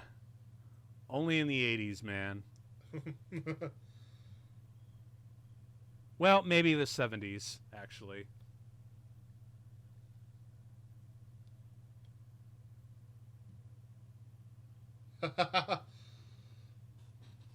But see, I love how cool he still is about it. It's like, what happened? Nothing we can't fix. Oh, Jesus, right? He's just so confident about it. He's like, we got this. The confidence, Bravado. the bravado of it all, and the recklessness and the impulsiveness. Man, it's crazy how, because it's the exact thing that got him to the top, and it's also the thing that's totally going to kill him. And you know what's weird? I think he knows that. Whether consciously or unconsciously, I think he knows that the shit that got him to the top, his balls, if you will, that is ultimately what's going to kill him too. And he knows it. There's this true thing where it's, in life, often the skills you need to get to the top are then not beneficial to staying at the top. Mm-hmm. Okay, so you mentioned the shit whiskey they were drinking earlier. Now we have a character drinking actual good whiskey, Jack Daniels, and he gets iced off. Okay, not a really big fan of Jack. Look, I'll give Jack Single Barrel's fantastic. Normal Jack, and it's run of the mill. Well, I mean, that's fair. I mean, hey, at least he has more taste than the other shit. Am I right? Yes. So, I guess that's why he's off, because he actually has halfway decent taste in whiskey.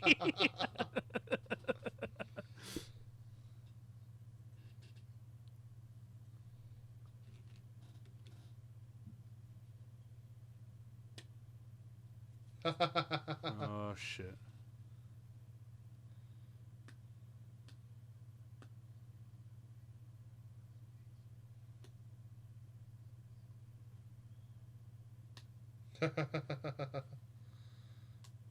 I'll come in here personally.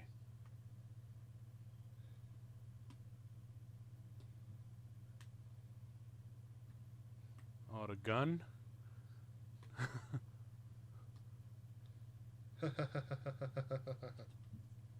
You know, I also like how they went out of their way to get specifically a Beretta as Tony Montana's signature handgun, which, if you don't know, Berettas are Italian.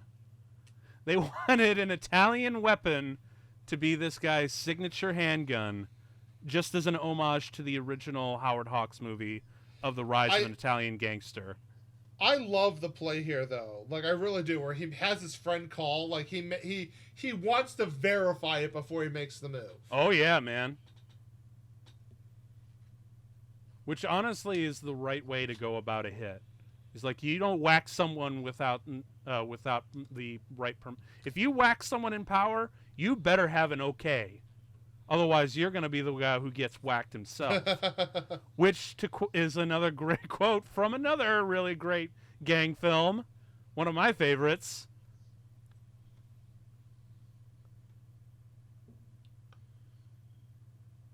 Oh, shit.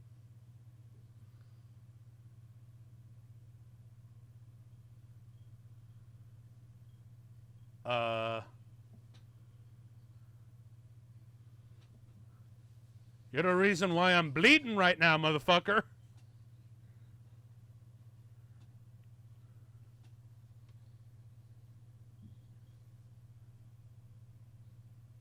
I don't know. You turned pretty hard to his wife.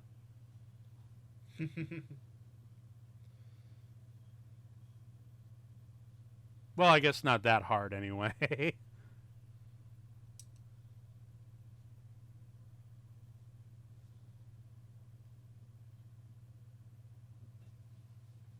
Yeah, I ain't got nothing for you, man.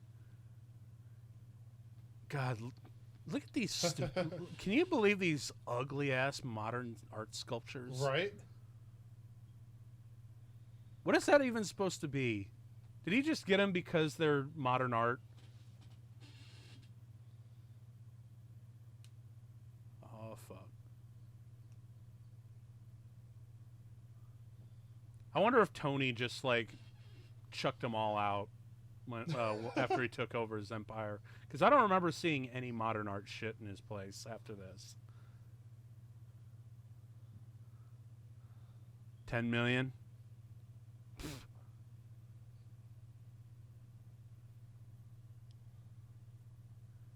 You offering chump change? Right? Come on. You gotta get down on your motherfucking knees.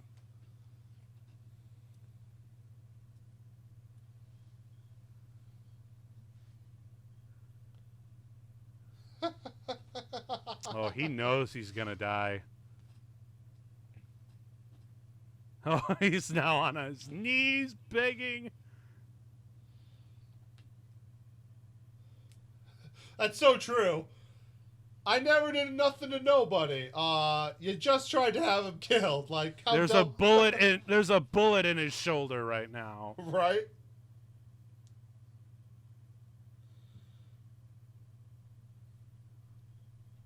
But he is.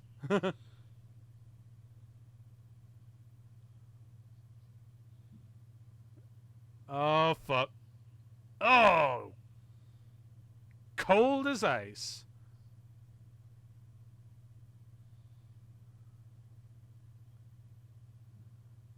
Now what to do with you? Huh?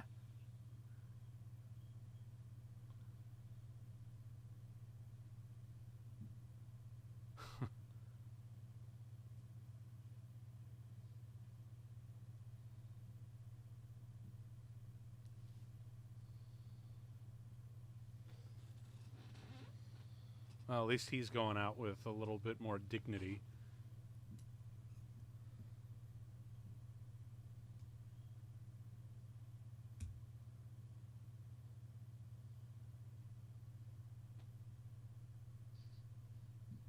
Ah!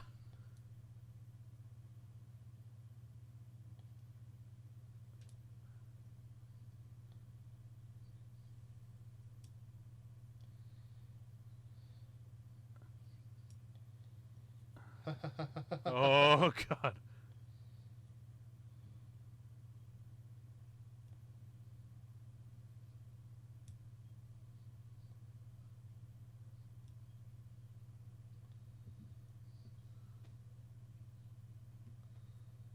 Lift your ass up to the resurrection. Oh, damn.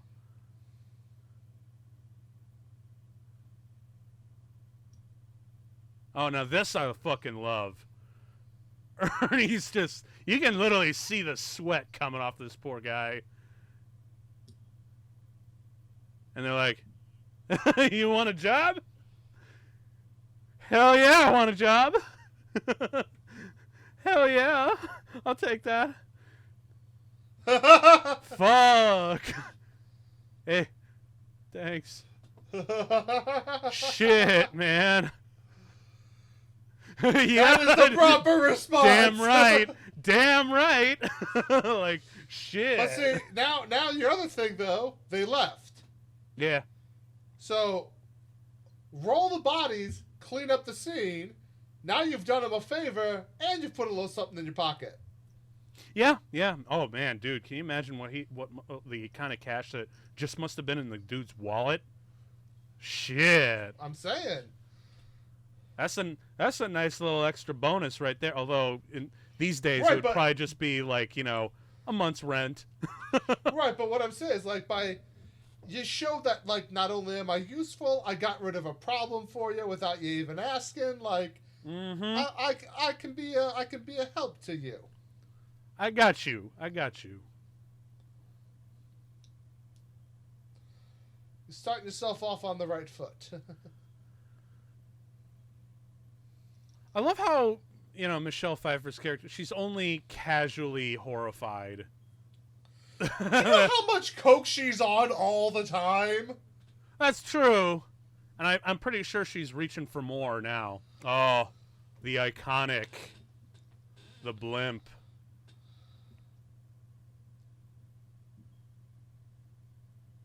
That's the American dream right there.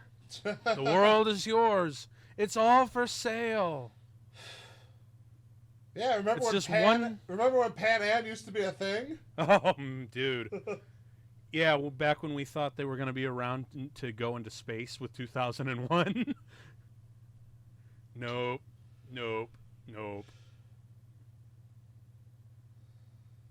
Still, though, that blimp right there is kind of a really great symbol for the American dream. And you know what else is? This fucking montage. This fucking montage is, okay, yo, this shit. Dude, look how stupid this looks. Hey, man, that's the problem with a good old 80s montage. Fuck yeah, man. Oh, dude, look at all that money. Okay, this song, Push It to the Limit. Hell yes. This is the theme to the movie, and I fucking love it. Okay, so, little thing. I used to do 48-hour films back in college where we had 48 hours over a weekend to write, shoot, and turn in a movie.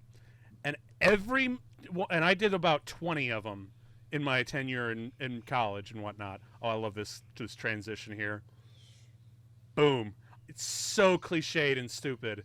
And I also love, again, it shows off how fucking short Al Pacino is next to these guys. But every time I would do my pre film ritual was listening to this at full blast, cleaning my lenses, organizing my equipment, showering up, making my bed, everything, getting everything ready to go to this song, because my professor loved this montage and used to show it in his classes all the time to show montage and to embrace the over the topness, to communicate as much information to the audience in as little time as possible with absolutely no dialogue. And that's what this montage does. All the security cameras, man. And this song became like a staple for me when I was doing my prep shows. Just another one of little big connections that I have with a movie. This movie does not dissuade the idea that money buys everything. Yeah, for real. Except maybe your sibling. See, the whole thing is, look, money doesn't buy happiness, but holy shit does it solve a lot of your problems. And look how over the top this shit is. He's got this fucking tacky white tuxedo. She's in this ugly bridesmaid. She's got the big old cigar and a fucking tiger. A fucking tiger at his wedding. If that's not the over-the-top like caricature of the American dream, I don't know what is. You know, that actually reminds me. I forget when it was. I think it was like Arnold Schwarzenegger's 60th birthday. But he had a legit tiger show up at his birthday party. Do you think either of these people, being that it's a Florida movie, used the Tiger King? Oh my god, it might have been! Dude, Joe Exotic probably was at that wedding! Shit, dude! Oh man, he would totally do it. Because like this shit here, where she's doing all the drugs, but let's throw on some booze and some cigs, man. We're gonna push it to the limit all the way, man. Oh, and another thing about Push It to the Limit is that that song, for some reason, there's two versions of the song. There's the album version, and then there's an extended version. The extended version happens to sync perfectly with the final shootout of the movie. And I just put it in for laughs. Like, I just, mixed it into the body of the movie for funsies.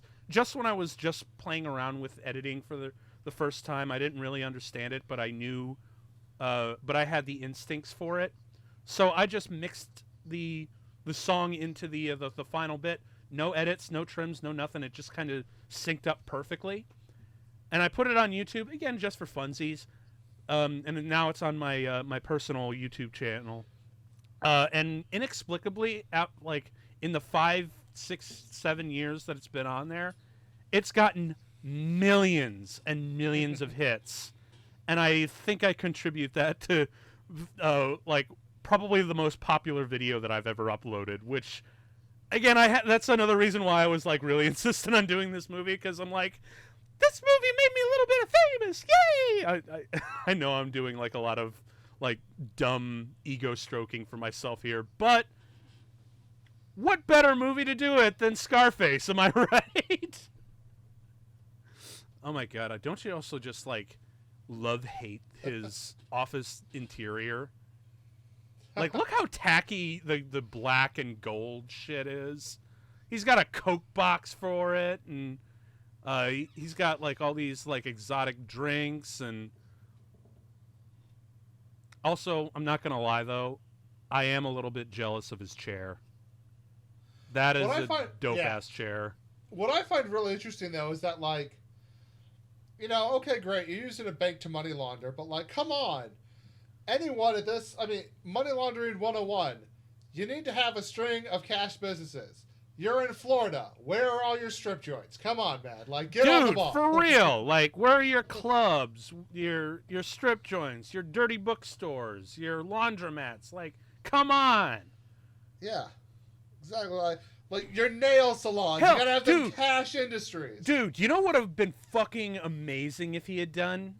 If he had bought the Cuban sandwich shop, bought that from him, fucked the dude over, made a chain, and used that to launder money. Like, what a great fuck you that would have been. You know?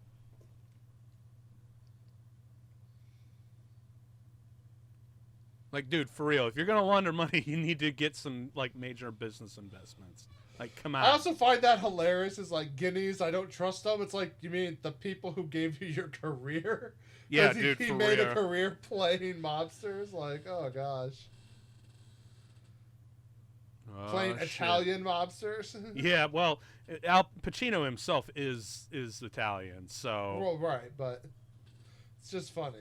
It is. Again, seriously though, the black and gold aesthetic here, I hate that the design of this, because it's so tacky and it's so vain, but it's so perfect for his character, I think. And you know what it also weirdly mildly makes me think of, and I know I hate to say it, but there's no other way to get around it, but Donald Trump's Manhattan apartment. Have you ever seen it? Like the gold, his gold plate, like his golden, ugly ass rich person Manhattan apartment. I have seen some pictures of it. And as a matter of fact, it was in The Devil's Advocate with Al Pacino. Like, they actually rented it out because they wanted the most cartoonishly vain, over the top New York apartment. And who else do you go to? Because it's literally this aesthetic, except it's instead of black and gold, it's white and gold. And it's just as fucking ugly. I've never personally been a fan of gold. I always just thought that silver looks much, much better, so... Yeah, but again, you gotta the gold is all about the vanity. Yeah. Vanity! Always my favorite sin. Hooah! And speaking of vanity, this shit here. He's got the security screens plus the TV all by a bathtub. A giant-ass jacuzzi bathtub in the middle of his bedroom. Yeah, because this is the closer style of what Donald Trump had. And hell, you know what else it is very, very close to? Not Biff Trump in Back to the Future 2. It's literally the same shit, right? Like a bunch of security cameras, an old-ass TV, and the most ugly, vain shit, like rich person shit you can imagine. Also, I just gotta acknowledge how stupid is it to have the chandelier directly over the the bathtub.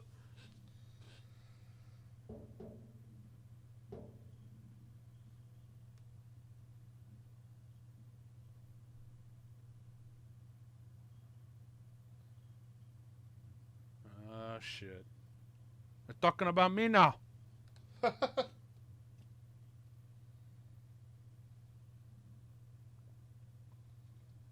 And that's in 1980s money, kids. Can you imagine what that would be nowadays? Fuck, that'd be billions right there.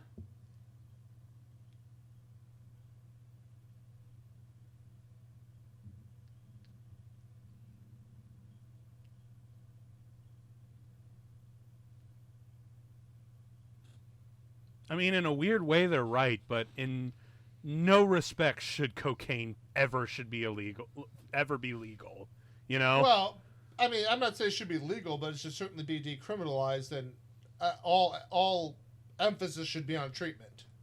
Yeah, dude, for real, man. Because cocaine, heroin, weed or like occasional shrooms is one thing. LSD is something like a little bit more questionable, but dude, fucking heroin or cocaine, the really hard shit, like, dude, that shit fucks you up so hard, it's not even worth it. The pelican. I love that line a lot. Didn't he use that to like practice his dialect and whatnot? Yeah, he used it to practice his Cuban accent and dialect. By the way, how do you feel about his Cuban accent? Because I haven't heard enough authentic Cuban to be able to speak intelligently about that. I have worked in a couple of warehouses with a couple of Cuban. I remember there was this one guy. He was literally all about Cuba. Like, he was from there. He loved it so much. He had a fucking Cuban flag hanging from his rearview mirror. Like, he was way like, I'm really Cuban, man. And didn't really talk to. Again, he was just like one of the co-workers that I had in a temp warehouse job that I was doing. But Stephen Bauer, who plays Manny, that's actually the way he talks, that's actually fairly close to how he is. Because it's not just the fact that he's actually, Cubano, but he's just a lot more reserved in that. But Al Pacino here, he takes that shit and just goes way over the top with it. He's like, look, yeah, this is what I've been taught, but I'm just going to take it and turn it to fucking 12. So, yeah, Al Pacino's Cubano accent is ridiculous, but it's appropriate. Again, Tony Montana lives over the top. That's where he belongs, so therefore, it works.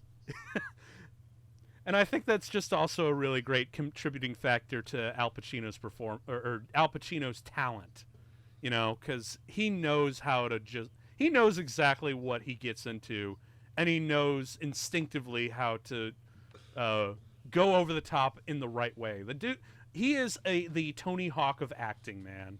He can go over the top, but he can make it look good and stick the landing.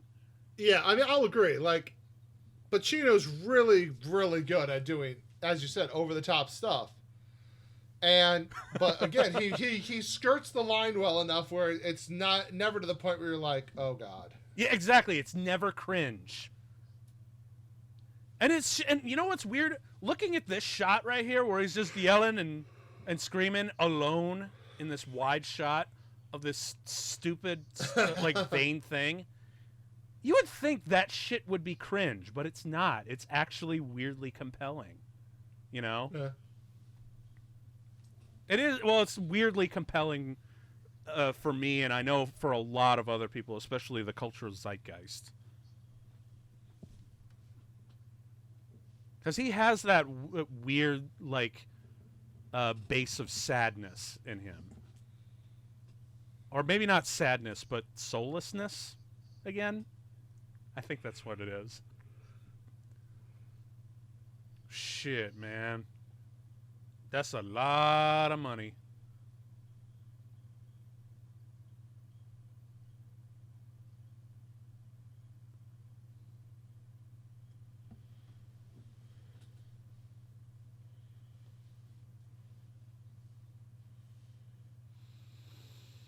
Now, is it me or the fact that I'm so disinterested in money is probably the reason, or is it like, is there like a weird? Do you think there's like a weird social correlation with those who are really obsessed with money, that are the ones that are also just like the most horrible human beings imaginable?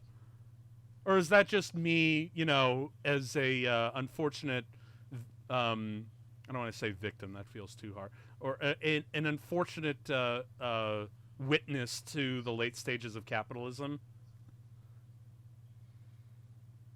I don't know. What do you think? Like, is there like a weird correlation of those who are obsessed with money and that they are, in fact, horrible, horrible human beings?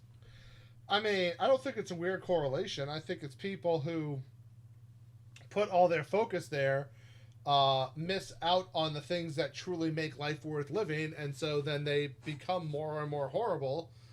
You know, it's like, think about it. If you take away society and boil things down to the roots, a lot of people stop paying attention to the things that make people people. In the same way, you look at something like what makes a zebra a zebra. Natural things of humanity involve, you know, dancing, singing, telling stories, communal, like communion with others. So, a lot of that kind of shit. Fuck. That looks pretty good. Where'd you get that? He's still fucking. That fucking cigar, man. Oh shit, man. You jerk off to that too?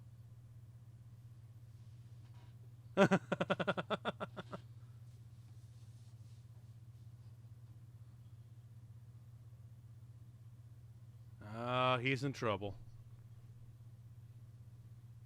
I guess the this movie, especially, you know, movies to after, have really made the motif of ridiculous amounts of money, and the more money that there is shown next to a character or associated with a character, it's the more that they have, the less they of their soul they retain.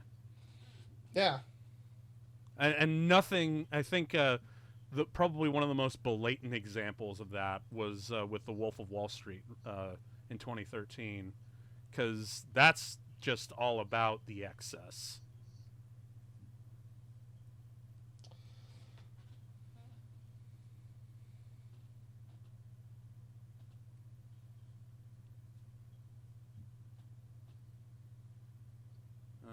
Shit.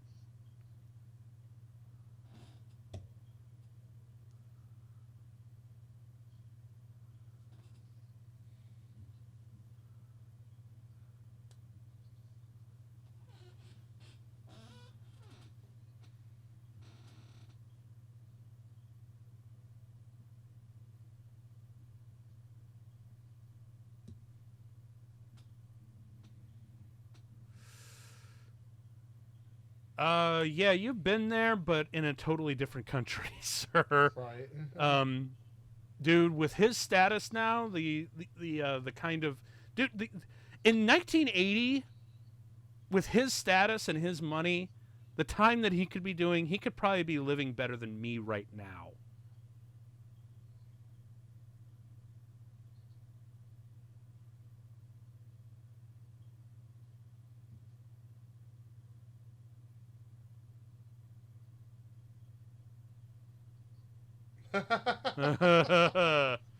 Yep. Boy, I really wish I found $1,000,003 in a fucking taxi cab. Yeah, but somebody would end up missing it, and then you're in trouble. See, that's when I just, you know, fucking leave the country at that point. I mean, we're already. This is already the metaphorical Titanic sinking into the ocean anyway. Yeah, but you're telling me you don't think someone's gonna come looking at very far for 1.3? No. Well, okay. put it this way. So No Country for Old Men taught me, if you find a suitcase full of money, dump the money and look for a fucking tracker. Find the tracker, crush it, and run. That's what I've learned. If you got like $1.3 million in unmarked bills, fuck yeah, I'm running. I mean, seriously, it's untraceable, and if you cover your tracks at the scene, shit, who's gonna be looking for you? Exactly. I rest my case. Everyone who knows about it, that's who's going to be looking for you. They don't know me. They got nothing on me. I bury those cockroaches. Just, what am I doing, Sean? What am I fucking doing? Oh God. Oh shit, now Tony's going up into international.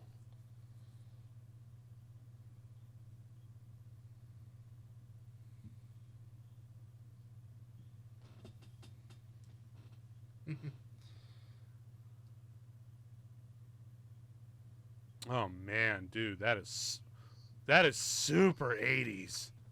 Right. Look at that shit, man. Is that a projector? Yep. A three different color channel projector. Good lord. Cutting edge technology, am I right?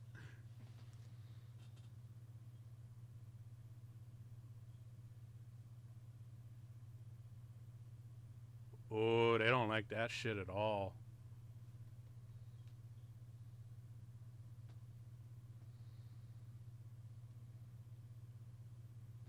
Oh, shit.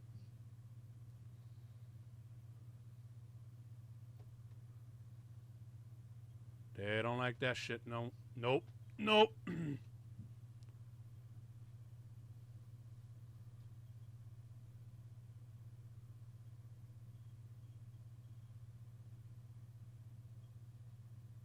Oh, he's laundering a lot of shit.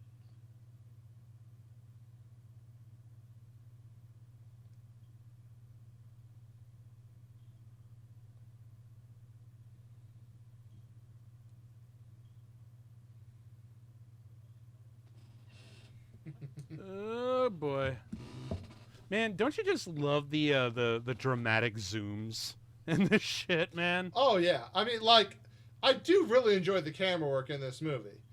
It's just the story is just not super gripping for me at this point. You know what I mean? Yeah, I understand, because it's so repeatedly told. It's such a even within the gangster genre. I mean, this is pretty much every. In a weird way, this is like a precursor to just about every great Scorsese movie.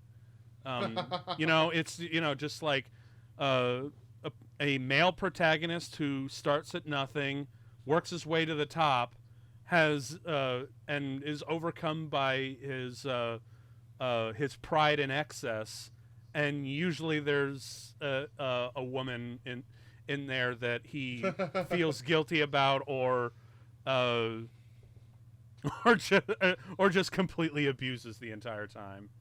Like that's right. There's one in every fucking movie. Okay, now this scene. There's a lot of great bits in this movie, but honestly, I feel like this is the most poignant scene in the entire movie. Tony is just shit-faced drunk.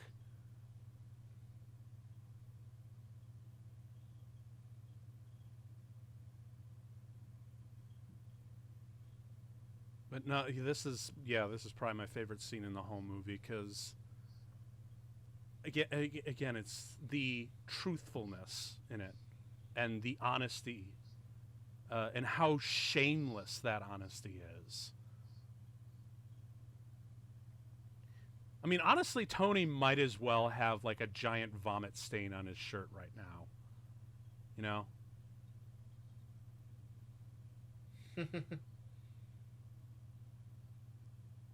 Also, you got to keep an eye on all the extras in the background, because seriously, they'll like look up at him every once in a while and eyeball him like, "What the fuck? Who is this? Who the fuck does this guy think he is?" Like, oh my god, he is such a rude. What an awful rude man.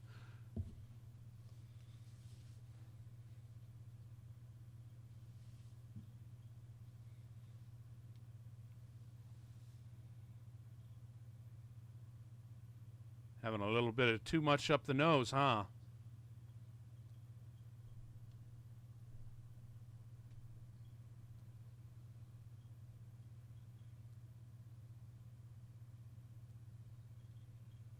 Jeez.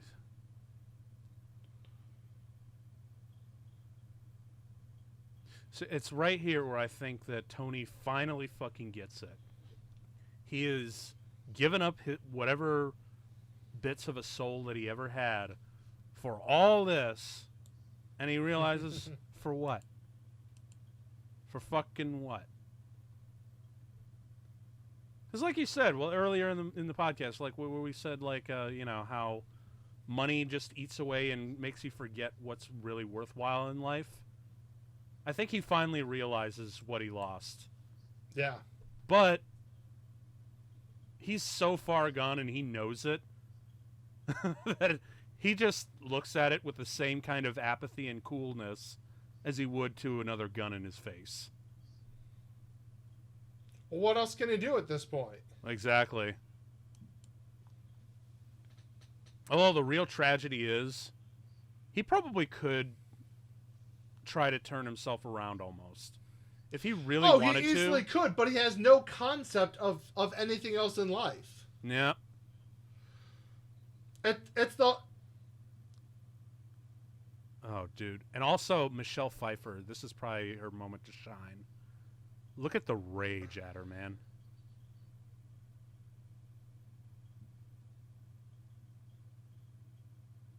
Jesus.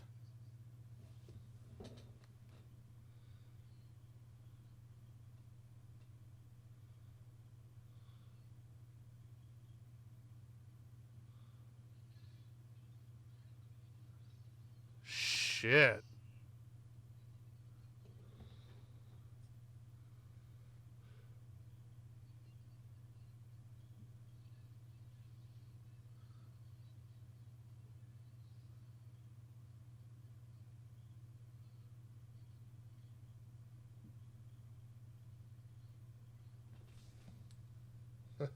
Oh, man. Dude, for real, the poignancy of this.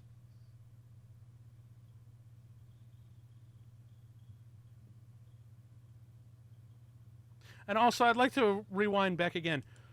James Franco's character in Spring Breakers got this movie on repeat.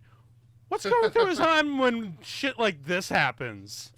Right? No, seriously. Like, for those people who love fucking Scarface and shit, I actually legit want to know what the hell's going on. Because, look, I know, like, when he's doing, like, these badass gangster shit, where he's got a gun to his face and he's like, I don't give a fuck. He's like, I'll fucking tell you, I'll take all your fucking bullets, man. Like, I got nothing. Just, I get that. I get it. I get that that's cool. And I get the attraction to that. But it's scenes like this, I want to know what's going through their head. You know? Did you ever... Oh, yeah, this whole speech right here.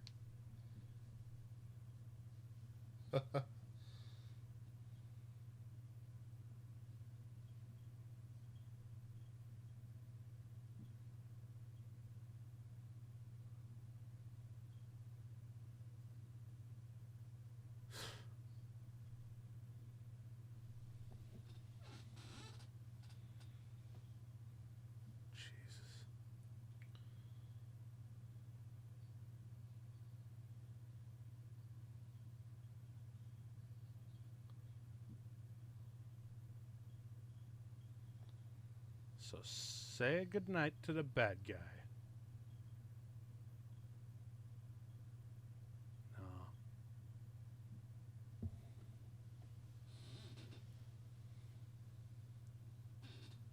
Yep. He's right. Is that Amy Poehler's mom? I don't know. But I love the discomfort of all these extras.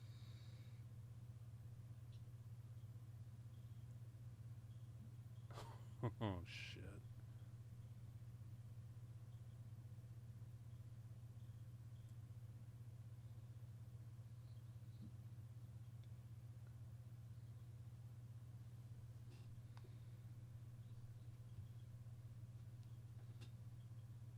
Uh, 2016 would like a word with you. Oh.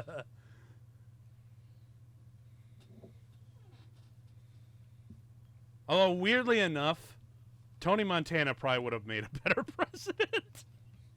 It's horrible! It's fucking horrible! This is where we are. I hate it. I need whiskey.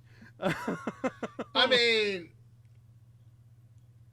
drugs are very profitable. Hey, at least he's got, like, experience with international relations. Hey, and he knows how to do, like, how to scale up on the quick distribution. Would have been perfect for the pandemic response. And at least he would have listened to some of his guys. I don't know, man. As long as there was profit in it. Yeah. You know, at least we probably would have had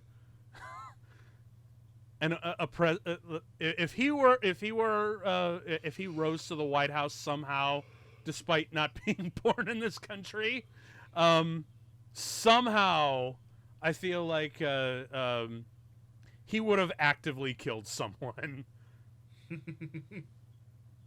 So it would have been like, oh, it would have become that stupid Simpsons joke where, like, oh, and by the way, the president has been arrested for murder. More on that later. You can tune to another channel if you want to watch that. Oh, update. Don't change to another channel. Oh,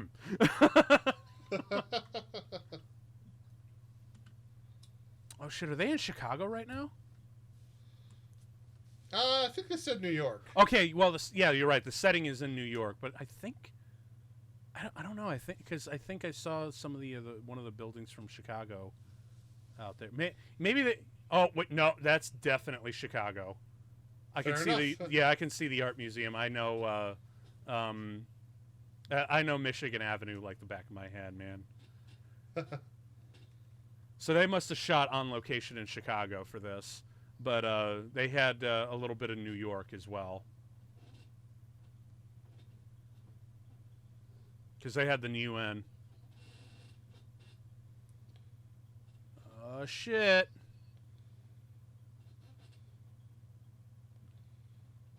Can we just acknowledge how bad that would look for the cops to have a couple of Budweisers on the dash of the car? Like, dude, come on.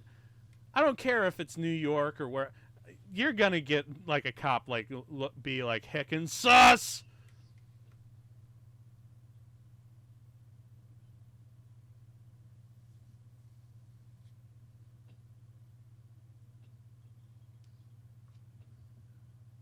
And he just says it again. Jesus. Well, the guy's doing coke. I can understand the concern. Uh-huh. Man, when isn't Tony, like, totally hopped up on cocaine?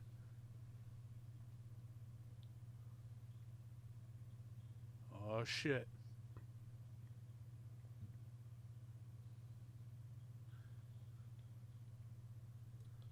Okay, so this scene really kind of bugs me, but in a way that you might not really expect. Is that he's like, look, I'll fucking kill the guy, but I'm not going to kill the kids. Right. Which, to me, almost feel after everything we see, we are what? We are 2 hours and 17 minutes into this movie. I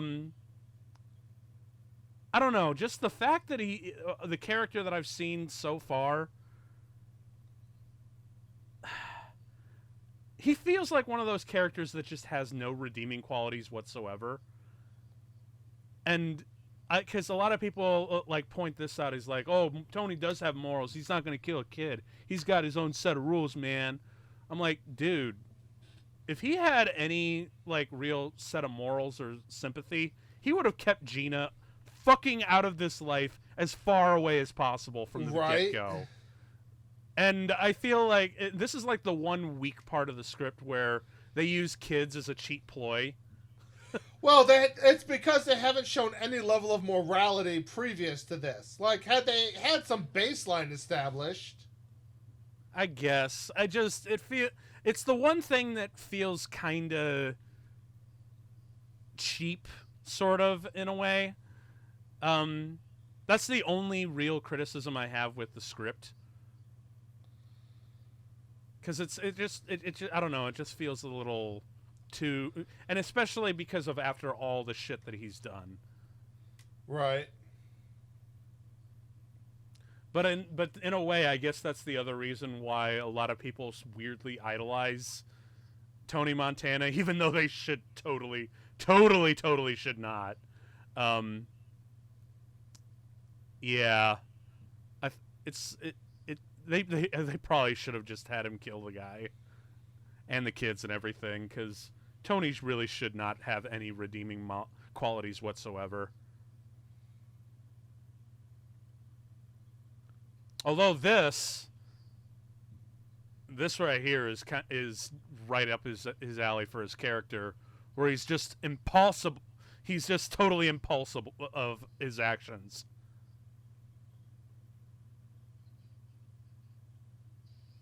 Bam! Okay, I know it's New York City, but I think someone would notice the giant blood stain in the middle of broad daylight. Right. It's almost as implausible as having a black dude in the back of your car and having the gun accidentally go off in the middle of daylight. Oops. I shot Marvin in the face. What the fuck, man? We've got broad fucking daylight, man. We got to get this car off the road right now. I've seen some shit, man, but...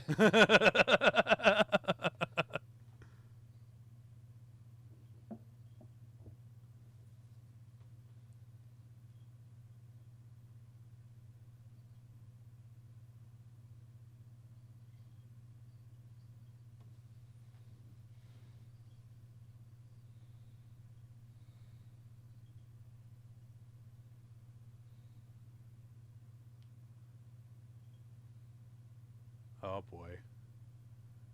Oh, shit.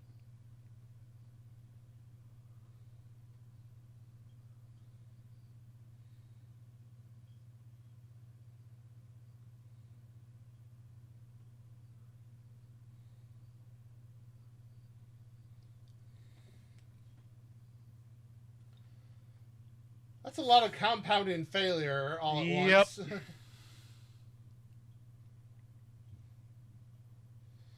I do like the classic car. Is that a Rolls Royce though? I don't think it is. Yeah, I'm not sure. I don't think it is actually, because the door aesthetic on a Rolls Royce is really just distinct. Fair.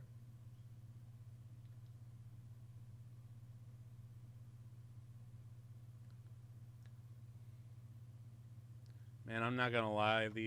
Even though it's butt ass ugly, this iconic lobby, is kind of dope. Not gonna lie.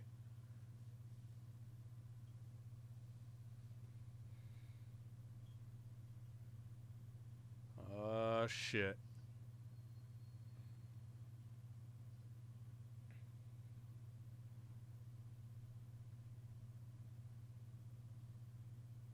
The fucking Coke box, man. He just dumps the thing. Mm-hmm. Oh, that's so bad.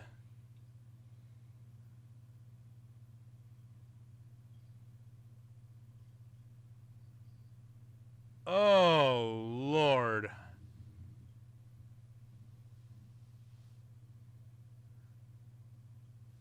I'm almost surprised he didn't just go, yeah! I'm actually kind of surprised that, in seeing this kind of performance, he just wouldn't go, woo!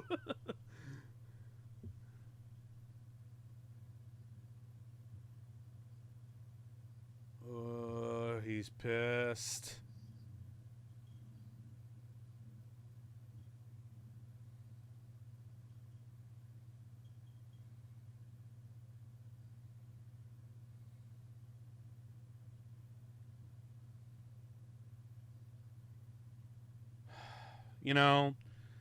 That impulsiveness is really great when you want to rise up, but when you fuck with an international crime lord with his fingers in a lot of different pies, and you didn't do a job for him, dude, balls are not the place to have here.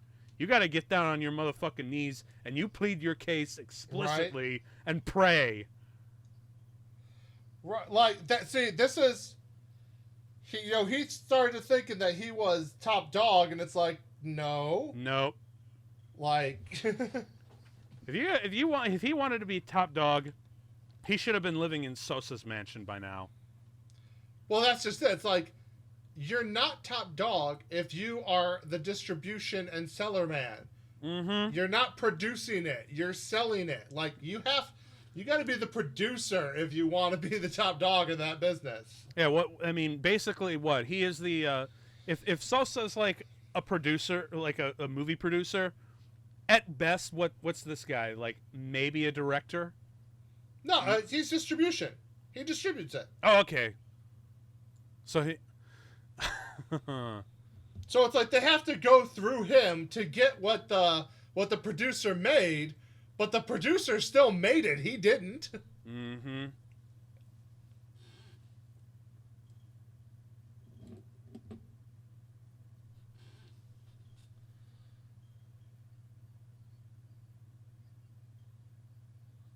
Oh, shit. And that's the last time she would see either of her offspring alive. That's fucked up, man. Well, yeah, but oh, I mean, that's it. Like, he's a fucked up character. No that's kidding. The whole point. It's like this guy he's smart-ish. He has a bit of street smarts, but he doesn't have a real brain in his head. He is all instinct, honestly. His instincts can be good, but Jesus Christ, some of those instincts is ultimately what gets him killed, man. And worse, it's what gets Gina killed and his best friend killed. And speaking of which... these are instincts no one should be having. No. And speaking of Manny, man, the last person he wanted to see with Gina... To be fair, he didn't want to see anyone with Gina but himself. Oh, fuck.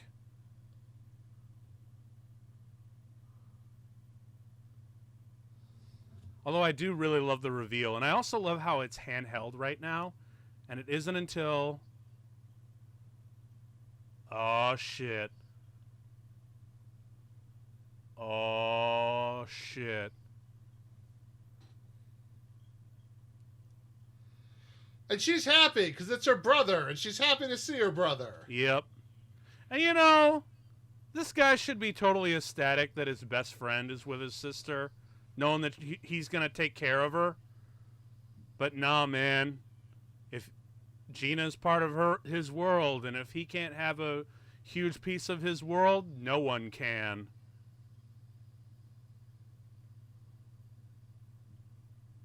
Ugh.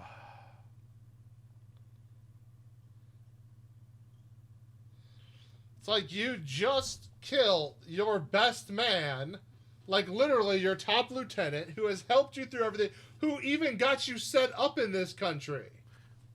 Wait, so this is basically the equivalent of Trump throwing Mike Pence under the bus?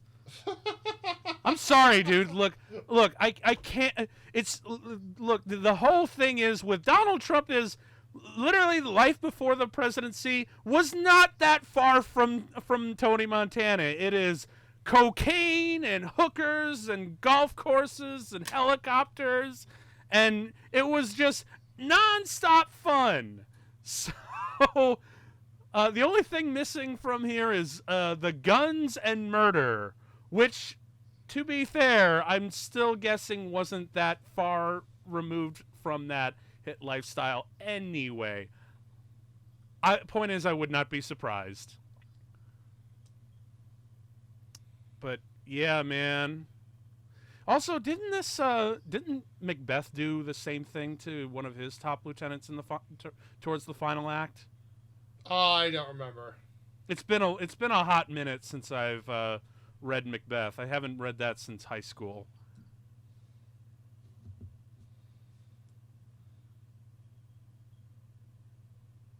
And now we are gearing up to the final bloody shootout, where Sosa sends a fucking army. And that shot, though, I think right there is the one done by Spielberg. I honestly, he did like several shots actually. Yes, but I think they said the one with the grappling hook specifically was one done by him. Okay. I know he did a couple of other shots too. Yeah, he was friends with them, stopped by the set one day, and he's just like, hey, you want to do a few shots? He's like, sure. Which is really cool, because, you know, I don't have Brian De Palma and Spielberg ever collaborated on anything, like, officially in the past? I don't think officially, but they, they I know were doing a lot of...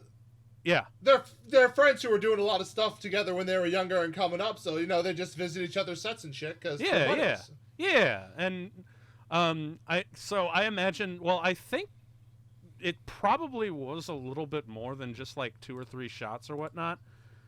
I actually think that Spielberg might have, I mean, granted, you know, it wasn't until, like, the actual gunfight happened or anything, or at least some of the build-up, but I'd say about a quarter, like a full quarter of the final scene, shootout scene, was directed by Steven Spielberg. Like, yeah, I'm pretty sure. I know some of the opening shots were, but I'd like to think that he actually directed a lot more, but he just went completely uncredited because he's like, no, this is Brian's movie. I'll direct a few shots because, you know, we're friends. It's cool. It's fun. It's what we do. But ultimately, no, this is going to be his thing. I'm going to do, and anything that I do is going to be under his supervision, that sort of thing. So, but I still like to think that Spielberg, like, kind of, but not really co-direct, like, he ghost-directed this final sequence. Oh, man, dude, the Coke stain on his jacket. Shit. Which one?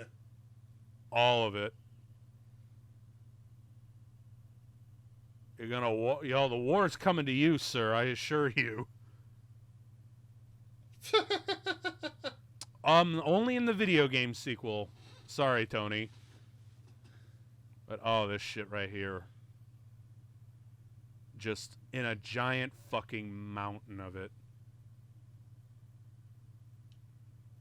You know, a lot of people make fun of the nose and think it's funny and whatnot, but honestly, all I see in that Coke nose is just despair, and it is a white void, Sean. Literally. Yeah. Right there, man. This is the shot of excess. There should be the only thing that's missing is like a couple stacks of $100 bills. That's the only thing that's missing in that shot. Where he's sitting in a giant vanity chair with the drugs, the booze, the knives, the guns, the money. All the currency of a horrible, horrible life. You know, I'm actually kind of surprised he doesn't have, like, any peacock or flamingos or pelicans running around in his yard. There's actually a great line from the original Crow comic where his guy's just like, "You would barter for your life with chemicals." Well, the thing about that is,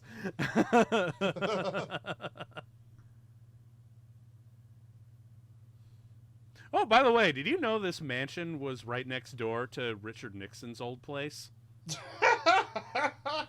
Just a really interesting little bit of cameo, man. Like, apparently, that mansion was right next door to Richard fucking Nixon. Oh man. Well, if any fictional character could be close to Nixon, I guess this is a good one. Eh?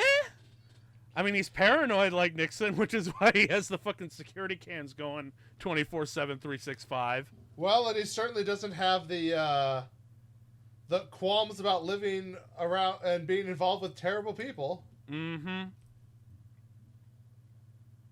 I'm surprised that Tony doesn't straight up have an enemies list. Although, you know what's really sad right here? I think this is when he realizes that if he does have an enemies list, right now he just made the top list. Actually, that's probably one of my favorite moments for Tony or Al Pacino acting in the movie, where he just feels like he's having a heart attack after being consumed by all of this. But yeah, man, crackdown begins. Oh, hey, here's the grappling hook shot. So this might actually be the one. Yeah, right here. Yeah, who knows? Again, I still like to think that Spielberg directed about a quarter of this sequence. And he's just like, yeah, I did this shot. But again, no, this is really just Brian De Palma's movie. I was just there for funsies. Right. Well, I gotta say, man, like, if Spielberg really did like co-direct this shit, boy, don't you just miss like how hard all the coke, coke. Yeah, I know, right, man? But you gotta admit, man, like 80s Spielberg, man, he had edge. But no, it was just some of the shots in this last fight sequence. That's it. He wasn't doing any of the other stuff here. Oh, dude, this shit right here where Gina is clearly just fucking snapped. Right. And again, it's weirdly... I respect this movie a lot because it is so blatantly, shamelessly honest. And it's like, oh, right? Yeah, like, we're making this explicit. We are not trying to be subtle about this at all.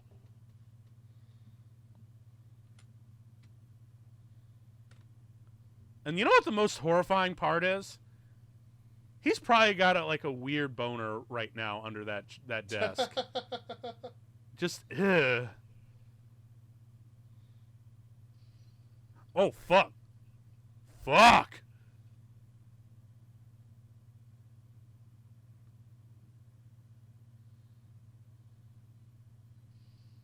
Damn.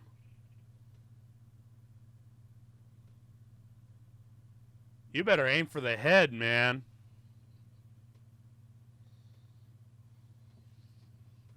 Ow!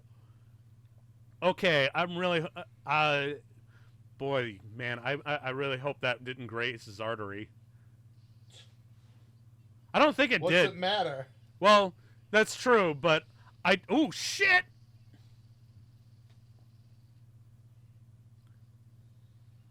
Fuck!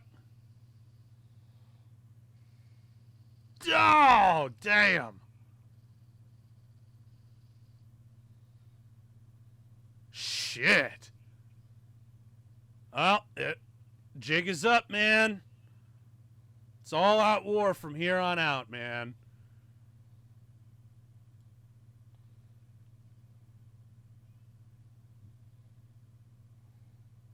Oh, fuck. Sosa's coming home.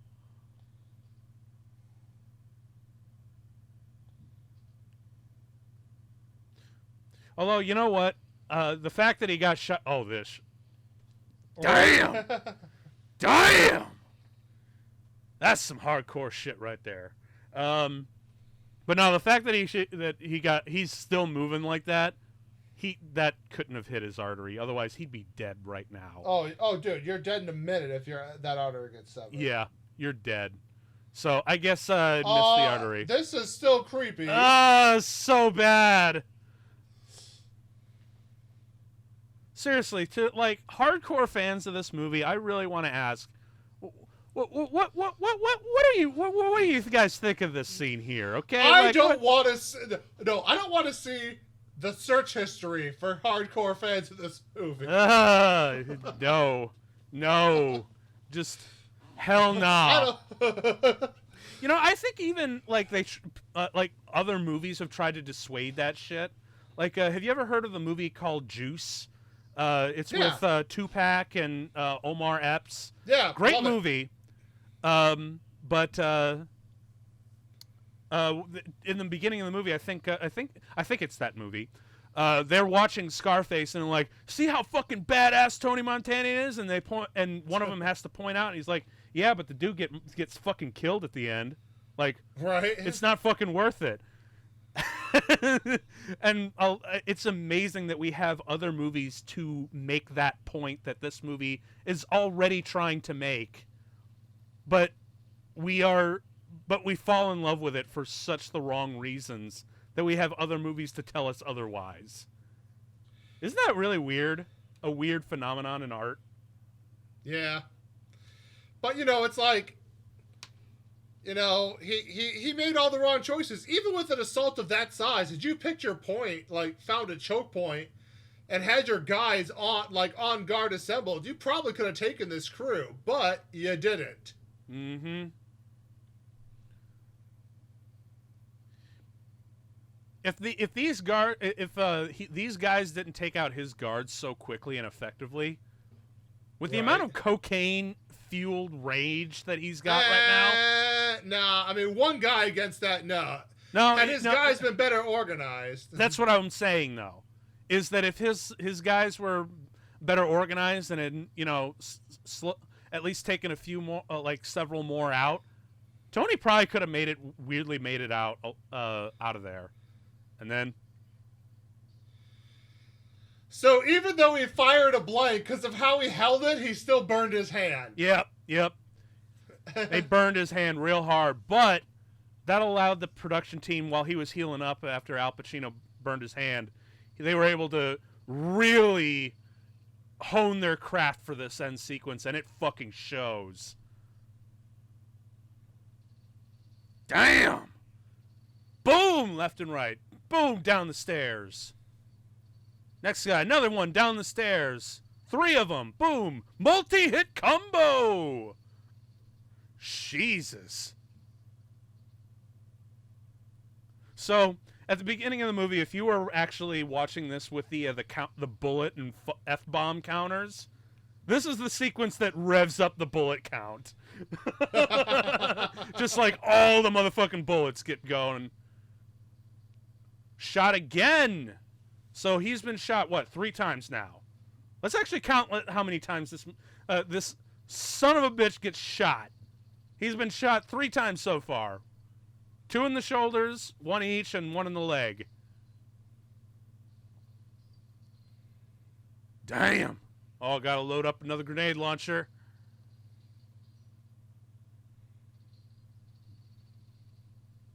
Boom! Gay! I love that, actually. Just gay!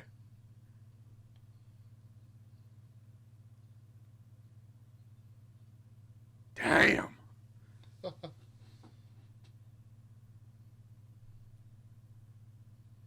Yeah, you don't need an army. You just need a Terminator.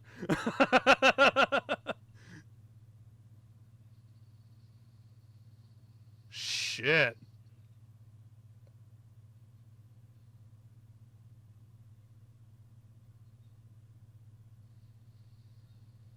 Let's see. 4, 5, 6, 7,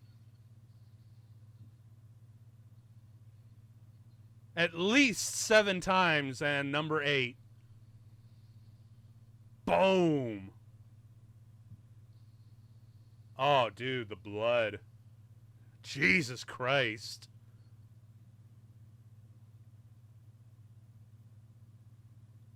And I love this shot, man.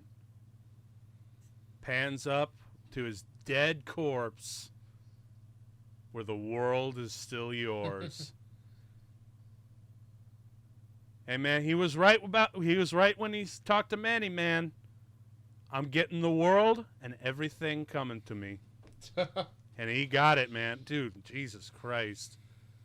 Can you imagine, like, the morning after with the cops showing up and be like, fuck me? Oof. I also love how his steps are in sync with the music, man. I don't know why that does it for me, but it just kind of does. And then, of course, dedication to Howard Hawks and Ben Height. I'm curious, did you ever see the original 1932 Scarface? I have not. I haven't either, actually. It's been on my list for ages, but never really did. Damn, man. What an explosive ending. Probably one of the most explosive and violent endings in a movie, really. Because I'm actually hard-pressed to think of a movie ending that outdoes this movie's ending. I don't know if any comes to mind for you. I mean, I don't know. I mean, it's an outlandish ending, of course, and the ending is largely, I think, why so many people are just like, because they love this awesome outlandish ending. But yeah, I feel like a lot of people do just fucking fast forward to the last 20, 30 minutes of this movie. Yeah, and that's just it. It's like it's a long movie, and there's a lot of just like, it's understandable why the stuff's in there, but you're just like, you gotta really question the pacing. I think that's part of it. Like, overall, I enjoy the entirety of The Godfather way more than I enjoy the entirety of this movie. Yeah, that's okay. That's a Right, fair thing. And that's just it. It's just like, if you're gonna have a movie this long, it's hard to want to come back to it. Yeah, I guess. Well, I don't know, because really, like, I'd never really like to, put it like, oh, this movie's too long or whatever. Like, granted, it works. I understand what you're saying because the pacing is a little bit slow at times and whatnot. But I never really like to say, have length be like a sole issue. Because, like, look at Lord of the fucking Rings, man. That is a 12-and-a-half-hour movie. And yet, it's one of the best things ever, and it holds my attention the entire 11-and-a-half hours. Right, but length isn't the issue we're talking about. We're talking about pacing. Yes. Like, the beats are necessary for what they're trying to show, but I have to imagine there had to be a quicker way to do some of those beats or get those messages across. Like, you think there could have been, like, a 2.5-hour cut as opposed to, like, a 2-hour and 50 cut? Yeah, for sure. Yeah, okay. And I think this movie, sharpened down to a 2.5-hour cut, probably would play better. You know what? I wonder what the alternate cuts submitted to the MPAA were like. I wonder if they were actually shorter like that. But see, I don't know if that's because those cuts were doing it to try and cut down on the violent content and stuff. I don't think that's where the deficiencies are. No. I really don't. No, yeah, because like we said, the violent stuff doesn't really last that long. It's the rest of the movie that does. And when you think about it, it's like there's a lot, and I mean a lot, of establishing scenes of him going after the dude's wife. Like, maybe shorten that subplot down a little bit. Like, yeah, because we all know what he's really interested in. Right, well, right, but it's like, I'm not saying don't have it. It's there, but it's just like they spent a lot of time on that. Yeah, and you know what's also really fucking weird? Because you're right. Where does she go? Like, she leaves that dinner, and she never comes back into the movie ever. Right, and, and that's just it. It's stuff like that. It's like, okay, I just look at it. I'm like, man, this is not a bad movie, but there has to be a 2.5-hour cut of this. Like you can lose about 15, 20 minutes. Yeah, for sure. There has to be 20 minutes that can go. That's all I'm saying. I think so. You know what? I think you're right in that. Maybe someone out there can do like a cool fan cut of it and of that sort of thing, just for the sake of pacing. Yeah, But either way, I still think that it's still important enough for the cultural zeitgeist, I think, even though a lot of people take it the wrong way. You know, because it's one of those movies where you're like, it's kind of the same way that I feel about like movies like Pulp Fiction or whatever. Is like, yeah, this movie's really great, but the fucking fan base is awful. you know, I can kind of agree with that. Like, I kind of get where you're coming from there. Yeah. Still, man, like, that soundtrack, fuck yeah. I love all these songs, man, for real. And yeah, as I said, like, I don't hate this movie, but like, I came to it too late. Like, that's just real. Yeah, I came to this way too late. By the time I got here, like, there was too much established fandom, too many people praising it up. So it's overhyped. Everyone's talking about how good it is. And you go and you watch this, and you're just like, okay. Yeah. It's honestly, I feel the exact same way about The Evil Dead, the original Sam Raimi movie.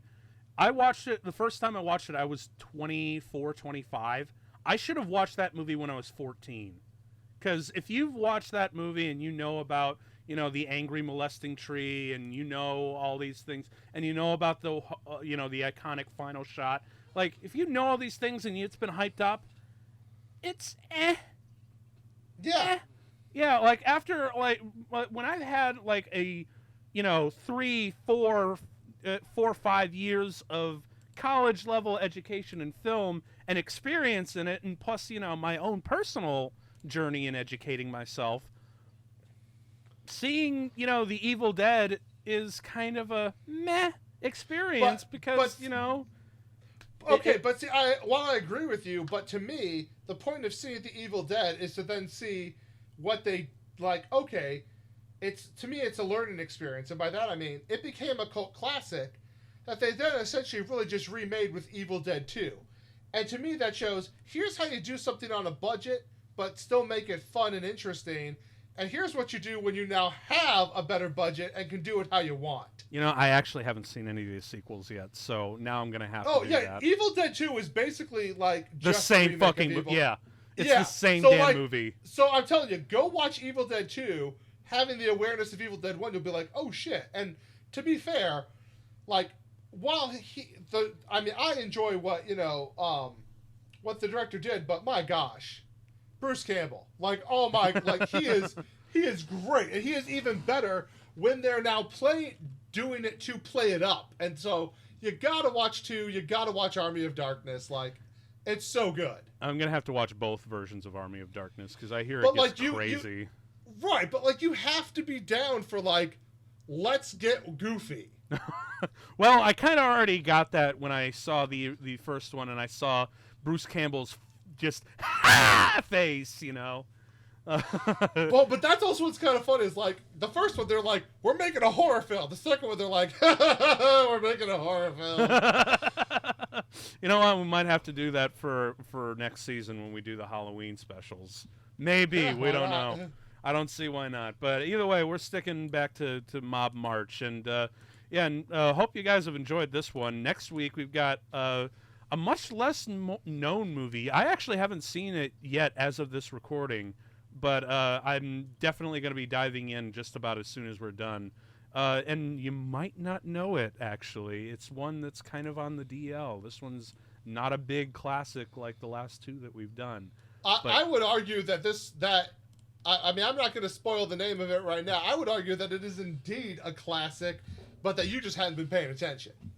Probably. I'm just an ass. But either way, we will be back next week with another mobster movie. I've been your host, Tim. I've been Sean. And you'll never have to watch a movie alone again. Peace.